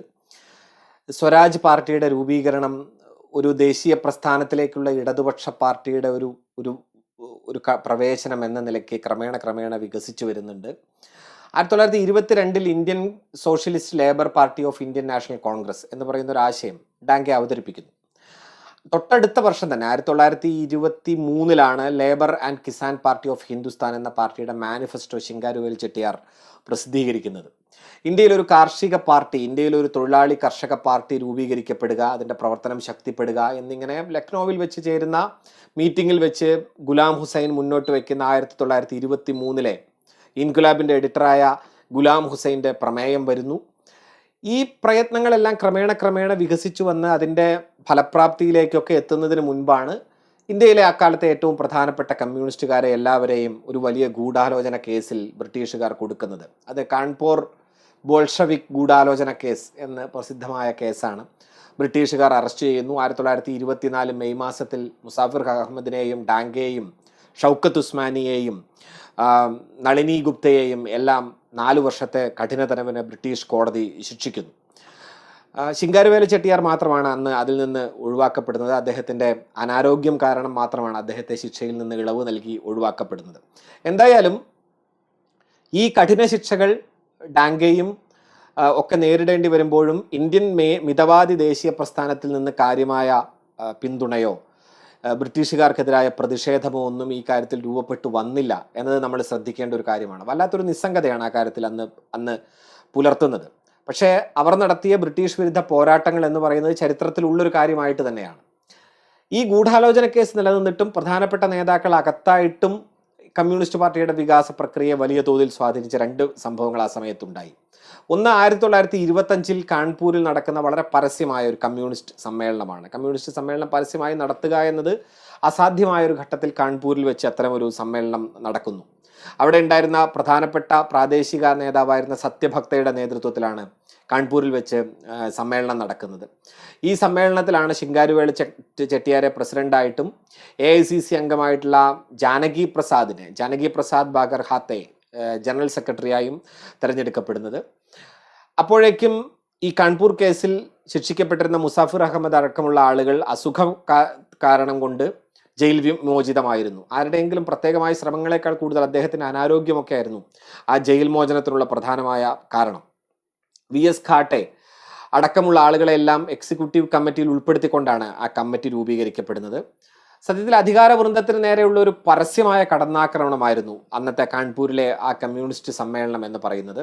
അതിനകത്ത് ഉള്ള അതിൻ്റെ പ്രധാനപ്പെട്ട പ്രതിജ്ഞാ ഫോറത്തിനകത്ത് എഴുതി ചേർത്ത വളരെ പ്രധാനപ്പെട്ട ഒരു കാര്യമുണ്ട്. ഏതെങ്കിലും ഒരു വർഗീയ സംഘടനയിൽ അംഗമായ ഒരാളെയും കമ്മ്യൂണിസ്റ്റ് പാർട്ടി അംഗമായി പ്രവേശിപ്പിക്കാൻ പാടില്ല എന്നതായിരുന്നു. അതായത് മതേതരത്വം എന്ന മൂല്യത്തെ, വർഗീയത എന്ന കൊടും വിപത്തിനെ നേരിടുക എന്ന മൂല്യത്തെ അന്ന് തന്നെ ഉയർത്തിപ്പിടിക്കുക എന്നത് കമ്മ്യൂണിസ്റ്റുകാർ പ്രധാനമായും മുന്നോട്ട് വെച്ച ഒരു ആശയമായിരുന്നു എന്ന് നാം മനസ്സിലാക്കേണ്ടതാണ്. ഇന്ത്യൻ ജനാധിപത്യത്തെ സംബന്ധിച്ച്, സ്വതന്ത്ര ഇന്ത്യയെ സംബന്ധിച്ച് ഏറ്റവും പ്രധാനപ്പെട്ട കാഴ്ചപ്പാടുകളായ മതേതരത്വം, ഇന്ത്യയുടെ പുതിയ ഒരു സാമൂഹിക വികാസം നിർമ്മിക്കപ്പെടുന്ന സമയത്ത് രൂപപ്പെട്ടു വരേണ്ട ഫ്രട്ടേണിറ്റി, സാഹോദര്യം, ഇക്വാലിറ്റി, തുല്യത എന്നിവയെ പറ്റിയിട്ടുള്ള മൂല്യങ്ങൾ പല തോതിൽ, അത് പൂർണ്ണാർത്ഥത്തിൽ പരിപക്വമായിരുന്നോ എന്ന കാര്യമൊക്കെ നമുക്ക് ചർച്ച ചെയ്യാവുന്നതാണ്. പക്ഷേ അവ അന്ന് തന്നെ പങ്കുവെക്കപ്പെടുന്നുണ്ട് എന്നത് വളരെ വളരെ ശ്രദ്ധേയമായ ഒരു കാര്യമാണ്. രണ്ടാമത്തെ സംഭവ വികാസം, മുൻപ് 2 പ്രധാനപ്പെട്ട സംഭവങ്ങൾ എന്ന് ഞാൻ സൂചിപ്പിച്ചു. ഒന്ന് കാൺപൂരിൽ വെച്ച് നടക്കുന്ന സമ്മേളനമാണെങ്കിൽ മറ്റൊന്ന് ഏതാണ്ട് പൂർണ്ണമായും ഇടതുപക്ഷ സ്വഭാവമുള്ളൊരു സംഘടന ബംഗാളിൽ രൂപീകരിക്കപ്പെട്ടു എന്നതാണ്. കാൺപൂർ സമ്മേളനത്തിന്റെ കുറച്ചു കാലം മുൻപാണ് സത്യത്തിൽ നടക്കുന്നത്. 1925 നവംബറിൽ ഈ സംഘടന രൂപീകരിക്കപ്പെടുന്നു. ലേബർ സ്വരാജ് പാർട്ടി എന്ന സംഘടന രൂപീകരിക്കപ്പെടുന്നു. Labour Swaraj Party of Indian National Congress എന്ന് പറയുന്നത് പേര് മാറ്റി Peasants and Workers Party of Bengal എന്ന പേര് സ്വീകരിക്കുന്നു. അങ്ങനെ ഹേമന്ത് കുമാർ സർക്കാരിനെ പോലെയുള്ള ഇടതുപക്ഷ പൂർണ്ണ സ്വരാജ്വാദികളിൽ നിന്ന് പ്രചോദനം ഉൾക്കൊണ്ടുകൊണ്ട് വിപ്ലവ കവിയായിരുന്ന നസ്രുൽ ഇസ്ലാമിൽ നിന്നൊക്കെ വലിയ ഊർജവും ധാതുവീര്യവും ഒക്കെ ഏറ്റുവാങ്ങിക്കൊണ്ട് അങ്ങനെ ബംഗാളിലൊരു പുതിയ പാർട്ടി രൂപീകരിക്കപ്പെടുകയാണ്. ലങ്വാൾ എന്ന് പറയുന്ന അതിൻ്റെ മുഖപത്രത്തിൻ്റെ എഡിറ്ററായിട്ട് പ്രവർത്തിച്ചിരുന്നത് പ്രധാനപ്പെട്ട കമ്മ്യൂണിസ്റ്റുകാരനായ മുസാഫിർ അഹമ്മദ് തന്നെ ആയിരുന്നു. അങ്ങനെ ഇന്ത്യയുടെ പൂർണ്ണ സ്വരാജ്യത്തിനു വേണ്ടിയുള്ള ആദ്യത്തെ പ്രധാനപ്പെട്ട ആഹ്വാനങ്ങൾ പ്രത്യക്ഷപ്പെടുന്നത് ലങ്വാളിലാണ്, മുസാഫിർ അഹമ്മദിന്റെ പത്രാധിപത്യത്തിലാണ് എന്ന് നമ്മൾ ഓർക്കേണ്ടതാണ്. അങ്ങനെ അന്ന് കോൺഗ്രസ്സുകാർ അടക്കം കൂടെ നിൽക്കാത്ത, തടവറയിൽ അടക്കപ്പെട്ട സുഭാഷ് ചന്ദ്രബോസിനോട് അടക്കം ഐക്യദാർഢ്യം പ്രഖ്യാപിക്കുകയും അക്കാലത്ത് തന്നെ ഇന്ത്യയിലെമ്പാടും നടക്കുന്ന പലതരം ദേശീയ സമര പ്രസ്ഥാനങ്ങളോടുള്ള ഐക്യദാർഢ്യം ഉറപ്പുവരുത്തുകയും ചെയ്യുകയാണ് കമ്മ്യൂണിസ്റ്റുകാർ അന്ന് ചെയ്ത പ്രധാനപ്പെട്ട പ്രവർത്തനം.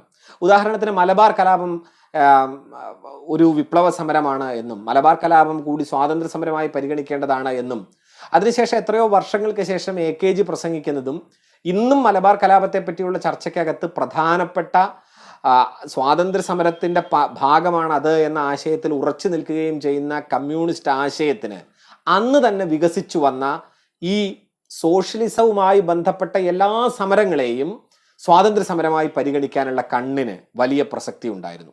അതാണ് തുടർന്ന് അനേകം വേട്ടയാടലുകൾക്ക് കമ്മ്യൂണിസ്റ്റുകാർ പാത്രമാകുന്ന ഒരു സാഹചര്യം ഉണ്ടാകുന്നത്. അത് മീററ്റിലെ അടിച്ചമർത്തലുകളാണെങ്കിലും സിവിൽ നിയമ ലംഘന പ്രസ്ഥാനമാണെങ്കിലും ഇതിനകത്തൊക്കെ നടക്കുന്ന ദേശീയ പ്രസ്ഥാനത്തിലെ റാഡിക്കൽ ആയി നിൽക്കുന്ന ആളുകളും കമ്മ്യൂണിസ്റ്റുകാരും സഹകരിച്ച് പ്രവർത്തിക്കുന്ന ഒരു സന്ദർഭം രൂപപ്പെട്ടു വരുന്നതോടുകൂടി തന്നെ ബ്രിട്ടീഷുകാർ അതിനോട് വല്ലാത്തൊരു പരിഭ്രമത്തോടു കൂടി പ്രതികരിക്കുകയും 1929 ആവുമ്പോഴേക്കും ഒരുപാട് പേരെ അറസ്റ്റ് ചെയ്യുകയും ഇടതുപക്ഷ ട്രേഡ് യൂണിയൻ പ്രവർത്തനമുള്ളവരൊക്കെ അറസ്റ്റ് ചെയ്ത് വിചാരണയ്ക്കായി മീററ്റിലേക്ക് കൊണ്ടുവരികയും ചെയ്യുന്നുണ്ട്.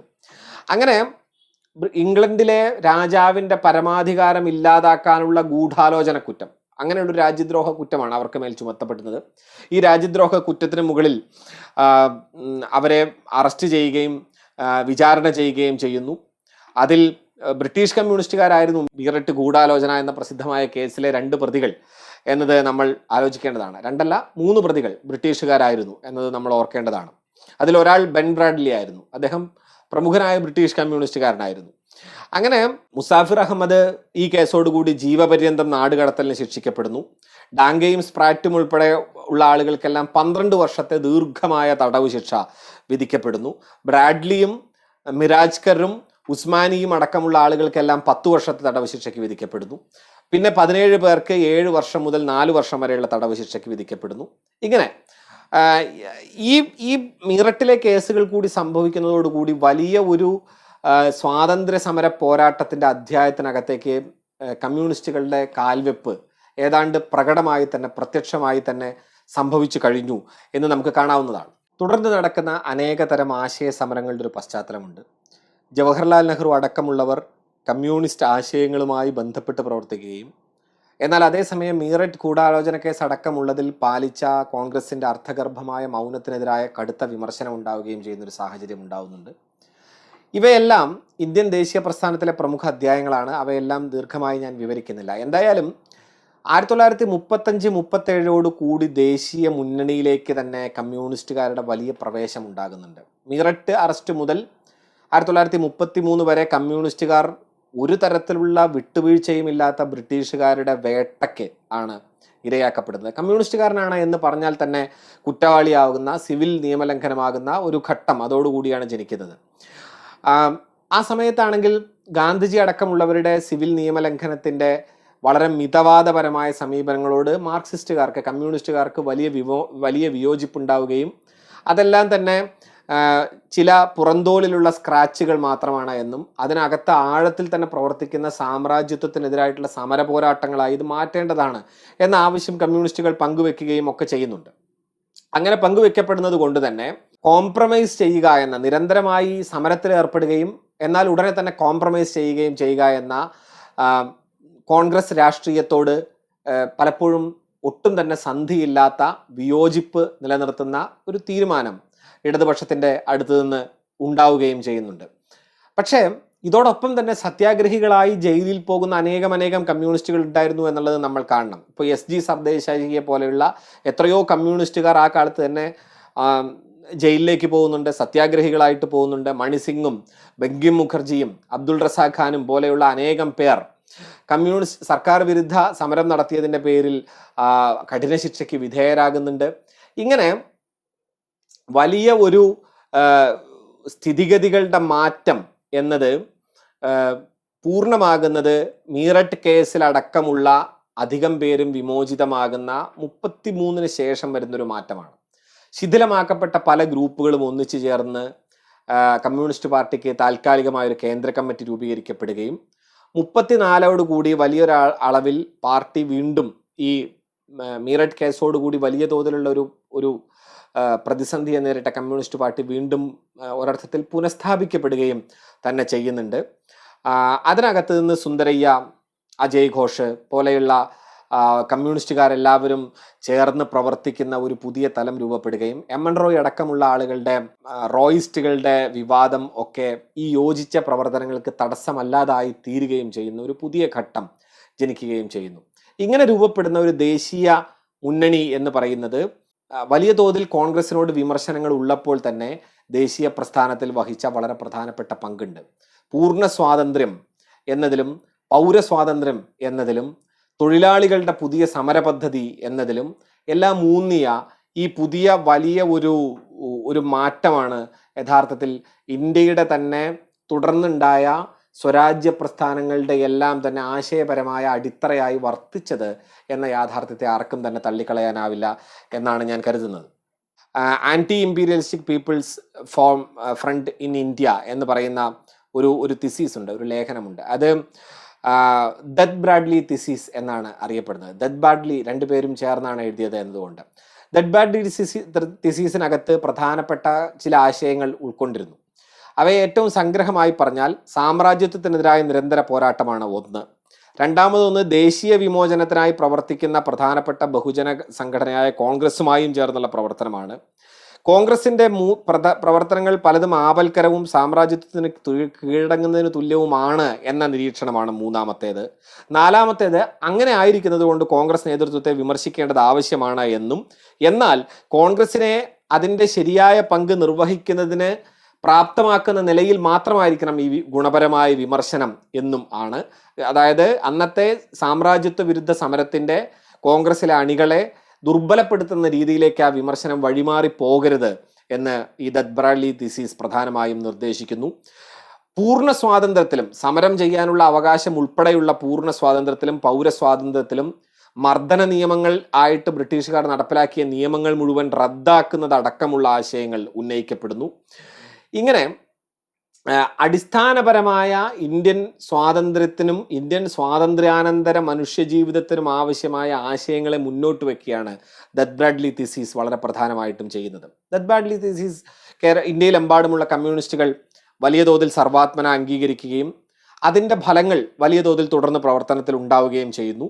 1936 മുതൽ CSPയിൽ അംഗത്വം നേടിത്തുടങ്ങിയ ഇന്ത്യൻ കമ്മ്യൂണിസ്റ്റുകൾ ഒരർത്ഥത്തിൽ കോൺഗ്രസിലേക്ക് തന്നെ വലിയ തോതിൽ പ്രവേശിക്കുകയായിരുന്നു എന്ന് വേണം കാണാൻ. കോൺഗ്രസിന്റെ ഒരു പൊതുസമ്മേളനം പിന്നീട് ലക്നൌവിലാണ് പ്രധാനമായിട്ടും നടക്കുന്നത് 1936. അതിൻ്റെ അധ്യക്ഷൻ ജവഹർലാൽ നെഹ്റു ആയിരുന്നു.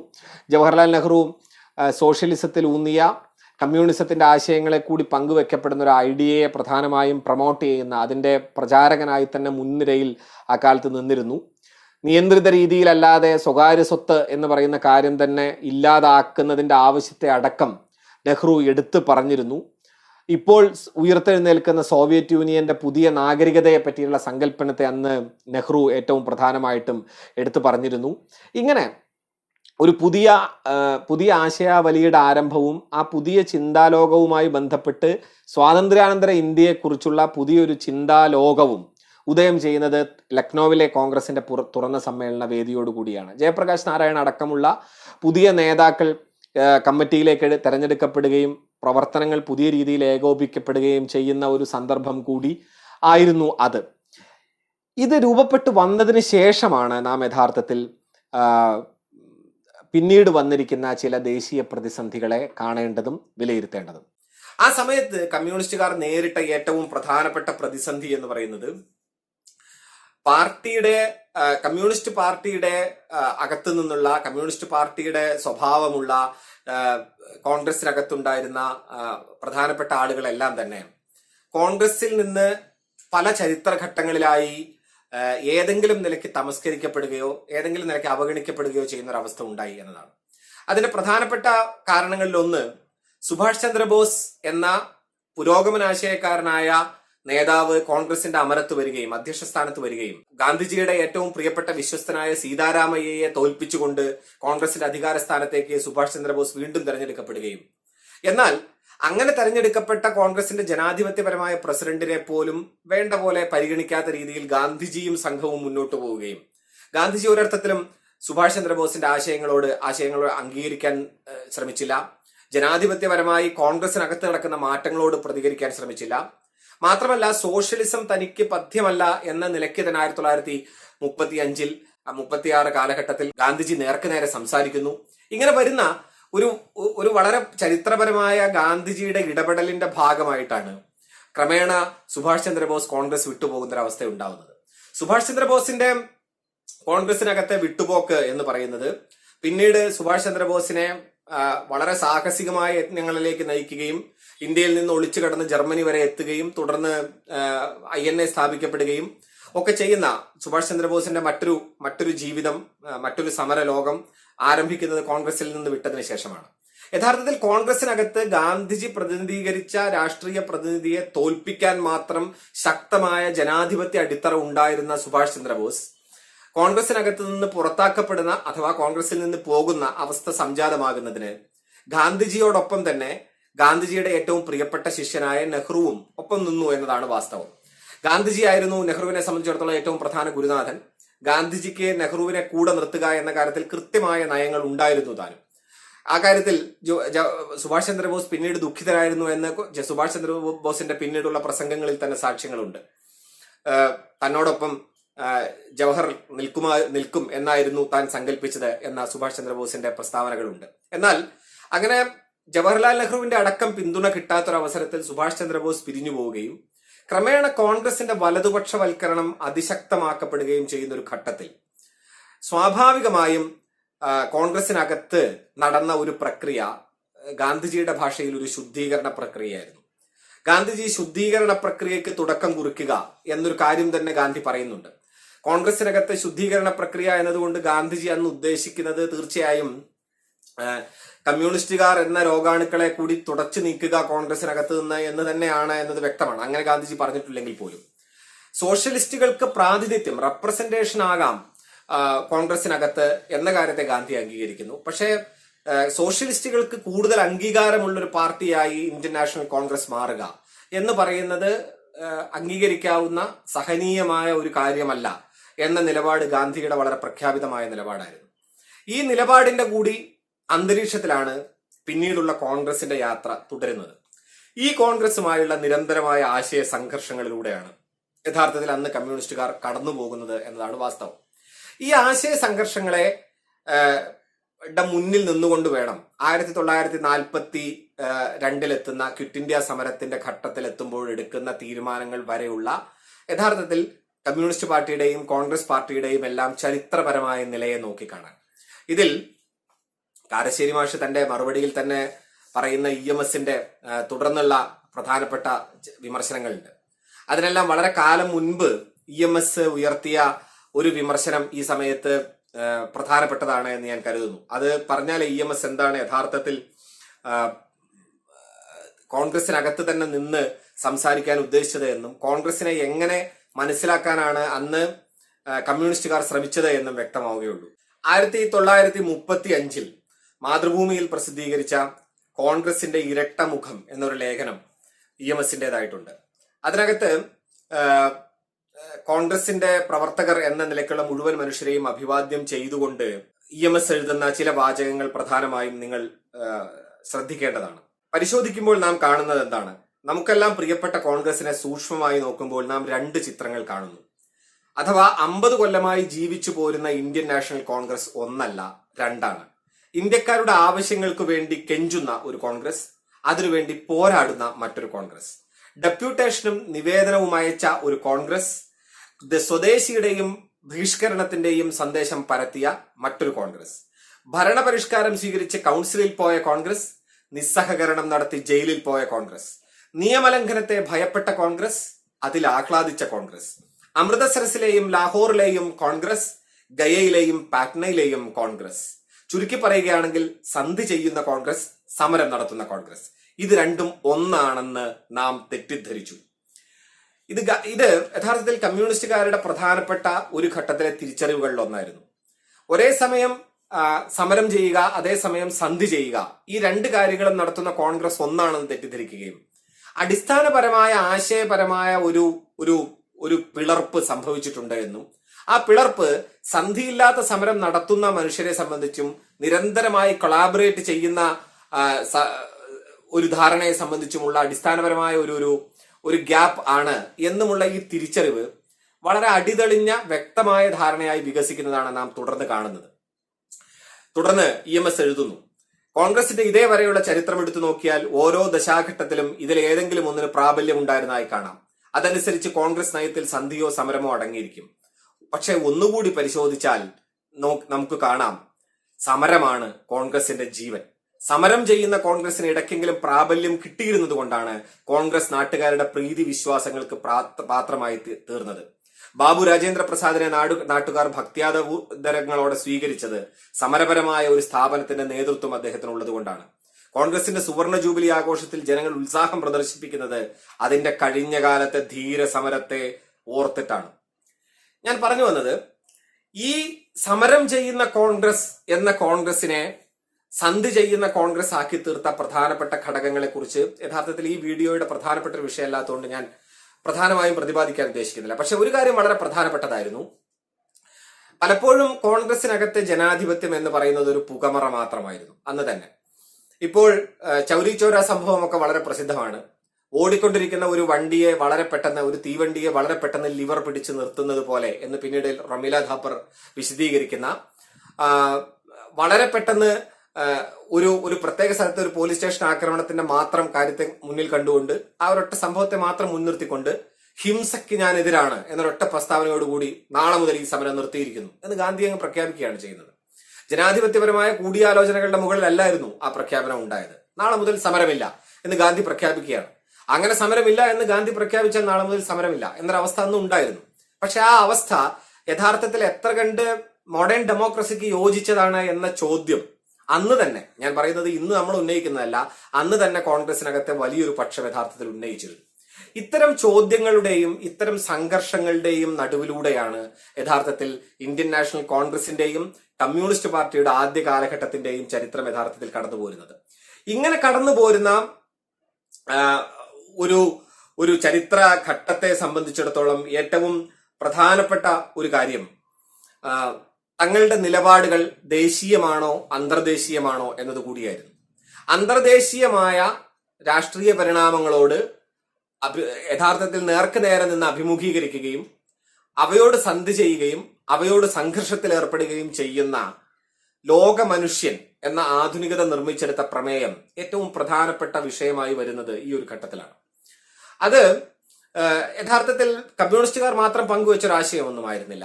യഥാർത്ഥത്തിൽ രവീന്ദ്രനാഥ ടാഗോറിനെ പോലെയുള്ള കവികൾ മുതൽ ജവഹർലാൽ നെഹ്റുവിനെ പോലെയുള്ള രാഷ്ട്രീയ നേതാക്കൾ വരെയുള്ള കോൺഗ്രസിനകത്തെ പ്രധാനപ്പെട്ട നേതാക്കളെല്ലാം തന്നെ ആ അർത്ഥത്തിൽ വിശ്വമാനവൻ എന്ന ആശയത്തെ പലതരത്തിൽ സ്വാംശീകരിച്ചവരായിരുന്നു.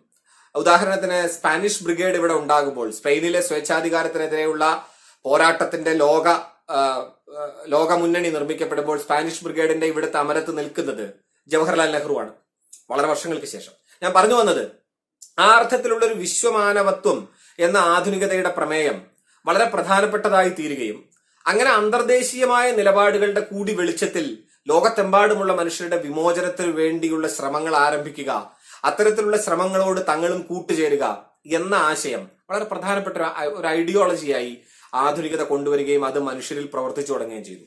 കമ്മ്യൂണിസ്റ്റുകാരെ സംബന്ധിച്ചിടത്തോളം ഈ ചിന്താലോകം എന്ന് പറയുന്നത് വളരെ പ്രധാനപ്പെട്ടതായിരുന്നു. ഇന്നും കമ്മ്യൂണിസത്തിന്റെ വളരെ അടിസ്ഥാനപരമായ ഒരു സങ്കല്പനം നമുക്കറിയാത്ത ലോകത്തെങ്ങോ ഉള്ള ഒരു സഹോദരനുമായി നീ എനിക്ക് സാഹോദര്യം നൽകി എന്നതാണ്. നാം കമ്മ്യൂണിസ്റ്റ് പാർട്ടി എന്ന വലിയ ഒരു സംഘടനാ സ്വരൂപത്തിന്റെ ഏറ്റവും വലിയ സന്ദേശമായി പറയുക.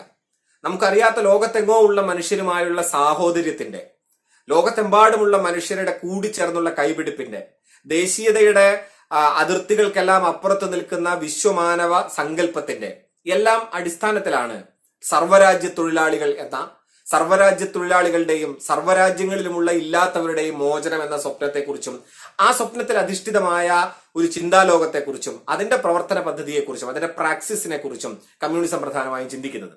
അതുകൊണ്ട് തന്നെ കമ്മ്യൂണിസ്റ്റ് പാർട്ടിയെ സംബന്ധിച്ചിടത്തോളം അത് വളരെ പ്രധാനപ്പെട്ടതായിരുന്നു. ഈ ഘട്ടത്തിലാണ് യഥാർത്ഥത്തിൽ 1939 ആവുമ്പോഴേക്കും ലോകമഹായുദ്ധം രണ്ടാം ലോകമഹായുദ്ധം പൊട്ടിപ്പുറപ്പെടുന്നത്. 1939 സെപ്റ്റംബർ 3 രണ്ടാം ലോകമഹായുദ്ധം യഥാർത്ഥത്തിൽ ആരംഭിച്ചു എന്ന് പറയാം. അതിനെക്കുറിച്ച് ഇന്ത്യൻ ദേശീയ പ്രസ്ഥാനത്തിൽ പലതരത്തിലുള്ള വ്യത്യസ്തമായ അഭിപ്രായങ്ങൾ ഉണ്ടാവുന്നുണ്ട്. അതിലൊരു ഭാഗത്ത് ബ്രിട്ടീഷുകാരോടുള്ള വിരോധം പ്രവർത്തിക്കുന്നുണ്ട്. ബ്രിട്ടീഷുകാർ ഇത്രയും കാലം നമുക്ക് മുന്നിൽ നടത്തിയ കൊടിയ സാമ്രാജ്യത്വ ചൂഷണത്തിന്റെയും വിഭവ ചൂഷണത്തിന്റെയും അപമാനവീകരണത്തിന്റെയും എല്ലാം കയ്പുകളും യാതനകളും അതോടൊപ്പം ഇത്രയും കാലം സമരം ചെയ്തു വന്ന ഇത്രയും കാലത്തെ നിരന്തരമായ പോരാട്ടങ്ങളിലൂടെ ജീവൻ ബലിയർപ്പിച്ച അനേകം മനുഷ്യരുടെയും അതോടൊപ്പം അവർ മുന്നോട്ട് വെച്ച ആശയത്തിന്റെയും സമരധാരയെ മുന്നോട്ട് കൊണ്ടുപോവുക എന്ന ബ്രിട്ടീഷുകാർക്കെതിരായിട്ടുള്ള നിലപാടിന്റെ ഒരു യാഥാർത്ഥ്യം ഒരു വശത്തുണ്ടായിരുന്നു.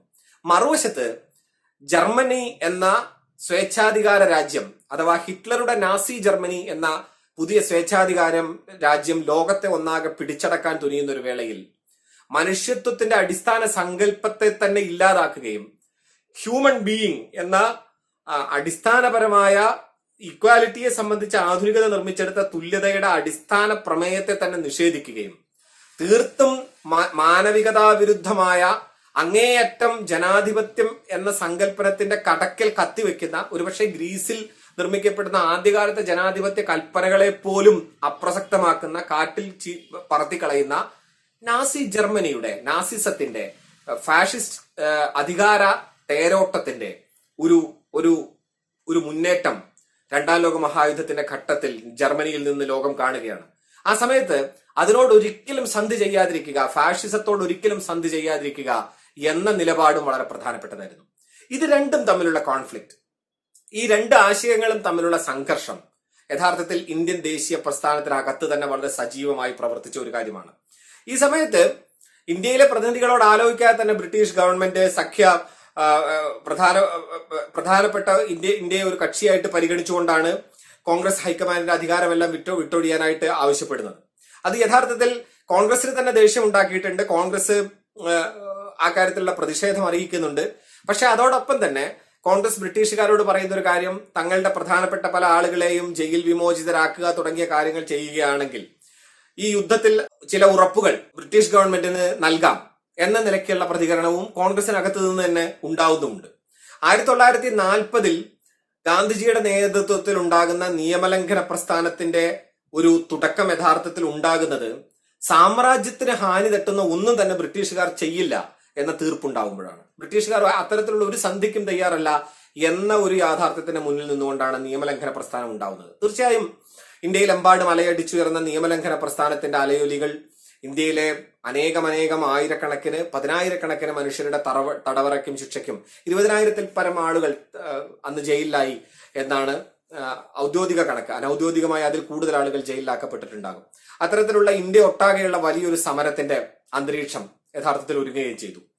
ഈ സമയത്ത് കമ്മ്യൂണിസ്റ്റ് പാർട്ടി സ്വീകരിച്ച നിലപാട് എന്താണ്? കമ്മ്യൂണിസ്റ്റ് പാർട്ടി സ്വീകരിച്ച നിലപാട് കോമിന്റേന്റെ നിലപാടായിരുന്നു. യുദ്ധമെന്ന് പറയുന്നത്, ലോകയുദ്ധം എന്ന് പറയുന്നത് സാമ്രാജ്യങ്ങൾ തമ്മിലുള്ള യുദ്ധമാണ്. ഈ സാമ്രാജ്യങ്ങൾ തമ്മിലുള്ള യുദ്ധം എന്ന് പറയുന്നത് ബയൺ മ്യൂണിക്കിലെ ഗൂഢാലോചന എന്ന് പറയുന്ന മ്യൂണിക്കിലെ ഗൂഢാലോചനയെ തുടർന്ന് 1938 നിർമ്മിക്കപ്പെട്ടതാണ് യഥാർത്ഥത്തിൽ ഈ പ്രതിസന്ധി എന്ന് പറയുന്നത്. അതുകൊണ്ട് സോവിയറ്റ് യൂണിയൻ യുദ്ധമില്ലാത്ത കരാറിൽ ഒപ്പുവെക്കാൻ തന്നെ ഉള്ള കാരണം അതാണ്. 1939 യുദ്ധരാഹിത്യത്തിന്റെ കരാറിൽ സോവിയറ്റ് യൂണിയൻ ജർമ്മനിയുമായി കരാറിൽ ഒപ്പുവെക്കുന്നത്. അതുകൊണ്ട് ദേശീയ മുന്നണി എന്ന നയം തുടരേണ്ടത് ആവശ്യമാണ് എന്ന നിലപാടാണ് യഥാർത്ഥത്തിൽ കമ്മ്യൂണിസ്റ്റ് പാർട്ടി സ്വീകരിക്കുന്നത്. ഈ സമയത്ത് സുഭാഷ് ചന്ദ്രബോസുമായി ചില ബന്ധങ്ങൾ ഉണ്ടാവുന്നുണ്ട്. 1940 വേനൽക്കാലത്ത് ഇന്ത്യയിൽ നിന്ന് സോവിയറ്റ് യൂണിയനിലേക്ക് രക്ഷപ്പെടാൻ ചില കമ്മ്യൂണിസ്റ്റ് നേതാക്കൾ സഹായിച്ചു സുഭാഷ് ചന്ദ്രബോസിനെ എന്നതിന് പല തെളിവുകളും പിന്നീട് ഹാജരാക്കപ്പെട്ടിട്ടുണ്ട്.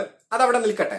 എന്തായാലും കമ്മ്യൂണിസ്റ്റ് പാർട്ടി എടുത്തിരിക്കുന്ന ഈ നിലപാട് എന്ന് പറയുന്നത് 1934 മുതലുള്ള കമ്മ്യൂണിസ്റ്റ് നിരോധനം ശക്തമായി നടപ്പിലാക്കുന്നതിനും പിന്നീട് കമ്മ്യൂണിസ്റ്റുകാരെ ജയിലിലടക്കുന്നതിനും ഒക്കെയാണ് പിന്നീട് കാരണമാകുന്നത്.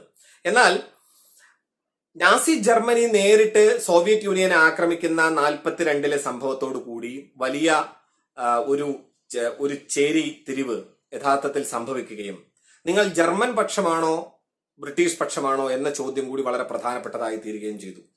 ഈ സമയത്താണ് കമ്മ്യൂണിസ്റ്റ് പാർട്ടി അന്ന് വരെ പിന്തുടർന്നു പോകുന്നതിൽ നിന്ന് വിഭിന്നം എന്ന് പറയാവുന്ന ഒരു നിലപാട് സ്വീകരിക്കുന്നത്. ഞങ്ങൾ നാസി ജർമ്മനിക്കെതിരാണ് എന്ന നിലപാടായിരുന്നു അതിലേറ്റവും പ്രധാനപ്പെട്ടത്. അങ്ങനെ ഭിട്ടീഷ് സാമ്രാജ്യത്തിനെതിരായിട്ടുള്ള നിലപാട് കൈക്കൊള്ളുക എന്ന് പറയുന്ന ഒരു കാര്യം ചെയ്യുന്നതോടുകൂടി ഇതര കമ്മ്യൂണിസ്റ്റ് പാർട്ടികളിൽ നിന്ന് തന്നെ ഭിന്നമായ ബ്രിട്ടീഷ് സാമ്രാജ്യത്തിനെതിരായിട്ടുള്ള നിലപാട് കൈക്കൊള്ളുക എന്ന മുൻപ് പറഞ്ഞ നിലപാടുകളിൽ നിന്ന് വ്യത്യസ്തമായ ഒരു നിലപാട് കമ്മ്യൂണിസ്റ്റ് പാർട്ടി സ്വീകരിക്കുന്നതോടുകൂടി അതിന് ബ്രിട്ടീഷ് കമ്മ്യൂണിസ്റ്റ് പാർട്ടിയിൽ നിന്നടക്കം സമ്മർദ്ദങ്ങൾ ഉണ്ടായിട്ടുണ്ടായിരുന്നു എന്നാണ് R.P. ദത്ത് തുടർന്ന് എഴുതുന്നത്. R.P. ദത്തിന്റെ ഒരു ലേഖനമുണ്ട്, a policy for the Indian people എന്ന് പറയുന്ന 1941 ഒക്ടോബറിൽ എഴുതുന്ന ലേഖനം.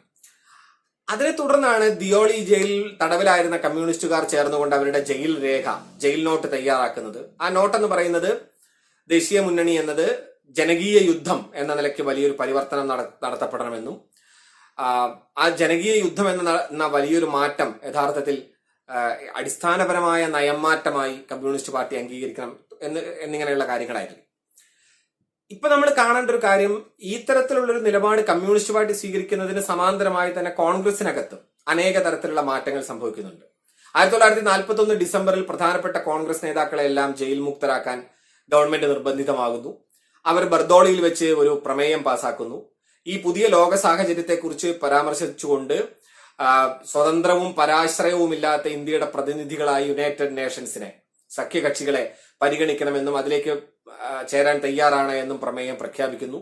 ഇങ്ങനെയാണ് ക്രിപ്സ് ദൗത്യം ഉണ്ടാകുന്നത്. ക്രിപ്സ് ദൗത്യം ഞാൻ വിശദീകരിക്കുന്നില്ല. ക്രിപ്സ് ദൗത്യനാണ് പിന്നീട് ഇന്ത്യക്ക് ഡൊമിനിയൻ പദവി വാഗ്ദാനം ചെയ്യുകയും ഒക്കെ ചെയ്യുന്നത്. സംസ്ഥാന നയം രൂപീകരണം, ന്യൂനപക്ഷ സംരക്ഷണത്തിന്റെ അധികാരം, ഇത്തരം കാര്യങ്ങളെല്ലാം പിന്നീട് ഉറപ്പുവരുത്തപ്പെടുന്നത് ഈ ഡൊമിനിയൻ പദവിയുടെ കൂടി വെളിച്ചത്തിലാണ്. അതൊരു വലിയ ചരിത്രമാണ്. എന്തായാലും ഈ മാറ്റം ഉണ്ടാകുന്നതോടുകൂടി ആണ് കോൺഗ്രസ് നേതൃത്വം യഥാർത്ഥത്തിൽ ബ്രിട്ടീഷ് ഗവൺമെന്റുമായുള്ള ഏറ്റുമുട്ടൽ ആരംഭിക്കുന്നത്. അതായത് തൽക്കാലത്തേക്ക് അധികാര കൈമാറ്റം നിർത്തിവെക്കാവുന്നതാണ് എന്ന ഒരവസ്ഥയിലേക്ക് ബ്രിട്ടീഷ് ഗവൺമെന്റ് എത്തിച്ചേർന്നതോടുകൂടിയാണ് ഇനി നേർക്ക് നേരെയുള്ള ഒരു ഏറ്റുമുട്ടലല്ലാതെ, നേർക്ക് നേരെയുള്ള ഒരു സമരപ്രഖ്യാപനമല്ലാതെ വഴിയില്ല എന്ന തീരുമാനത്തിലെത്തുകയും ജർമ്മനിയോടും ജപ്പാനുമോടും ഒക്കെയുള്ള എതിർപ്പ് മാറി എന്ന് പരസ്യമായി പ്രഖ്യാപിച്ചുകൊണ്ടല്ല, അങ്ങനെ ഒരു പ്രഖ്യാപനം നടത്തിയിട്ടില്ലെങ്കിൽ പോലും ബ്രിട്ടീഷ് ഗവൺമെന്റുമായി ഏറ്റുമുട്ടലിന്റെ ഒരു പാത കോൺഗ്രസ് സ്വീകരിക്കുകയും ചെയ്യുന്നത്. 42 അങ്ങനെ ക്വിറ്റ് ഇന്ത്യ സമരത്തിലേക്ക് അത് നയിക്കപ്പെടുന്നു. കമ്മ്യൂണിസ്റ്റുകാർ സ്വാഭാവികമായി മുൻ പറഞ്ഞ ജനകീയ യുദ്ധത്തിന്റെ ജയിൽ രേഖയെ കൂടി മുൻനിർത്തിക്കൊണ്ട് കമ്മ്യൂണിസ്റ്റുകാർ ക്വിറ്റ് ഇന്ത്യ സമരത്തിന്റെ പ്രമേയത്തെ എതിർക്കുന്നു. കമ്മ്യൂണിസ്റ്റുകാർക്ക് ആകെപ്പാടെ 13 വോട്ടുകളെ കിട്ടുന്നുള്ളൂ. ആ പ്രമേയം പരാജയപ്പെടുന്നു. ആക്രമണകാരികളായ ഏഷ്യൻ ശക്തികളെ പരാജയപ്പെടുത്തേണ്ടതാണ് എന്ന ഒരു കാര്യത്തിൽ ഊന്നി നിന്നുകൊണ്ടാണ് കമ്മ്യൂണിസ്റ്റുകാരുടെ പ്രമേയം ഉണ്ടാകുന്നത്. പക്ഷേ ഈ സാർവദേശീയ സാഹചര്യങ്ങളെക്കാൾ കൂടുതൽ ദേശീയ സാഹചര്യങ്ങൾക്കാണ് പ്രാധാന്യം കൊടുക്കേണ്ടത് എന്ന കാര്യത്തിലാണ് സ്വാഭാവികമായും കോൺഗ്രസിനകത്ത് മുൻതൂക്കം കിട്ടിയത്. തുടർന്ന് ജവഹർലാൽ നെഹ്റു തന്നെ എഴുതുന്നുണ്ട്, സാർവദേശീയതയെ ദേശീയത തോൽപ്പിച്ചു എന്ന് ജവഹർലാൽ നെഹ്റു തന്നെ പിന്നീട് എഴുതുന്നുണ്ട്. ഈ ഒരു മാറ്റം സ്വാഭാവികമായും ക്വിറ്റ് ഇന്ത്യ സമരത്തിലേക്ക് നയിക്കപ്പെടുകയും ക്വിറ്റ് ഇന്ത്യ സമരം ഉണ്ടാവുകയും ചെയ്യുന്നു. പിന്നീട് ക്വിറ്റ് ഇന്ത്യ സമരത്തിന്റെ ഘട്ടം എന്ന് പറയുന്നത് ലോകമഹായുദ്ധത്തിന്റെ ഒരു ഘട്ടത്തിൽ ഈജിപ്ഷ്യൻ അതിർത്തികളിൽ വലിയ തോതിൽ ജർമ്മനി ബ്രിട്ടീഷുകാരെ തളയ്ക്കുന്നുണ്ട്. ജാപ്പനീസ് സൈന്യം ഒരു വശത്ത് ഇന്ത്യയുടെ തന്നെ കിഴക്കൻ അതിർത്തികളിലൂടെ മുന്നേറി ഇന്ത്യയിലേക്ക് ക്രമേണ യുദ്ധം പ്രവേശിക്കുന്നുണ്ട്.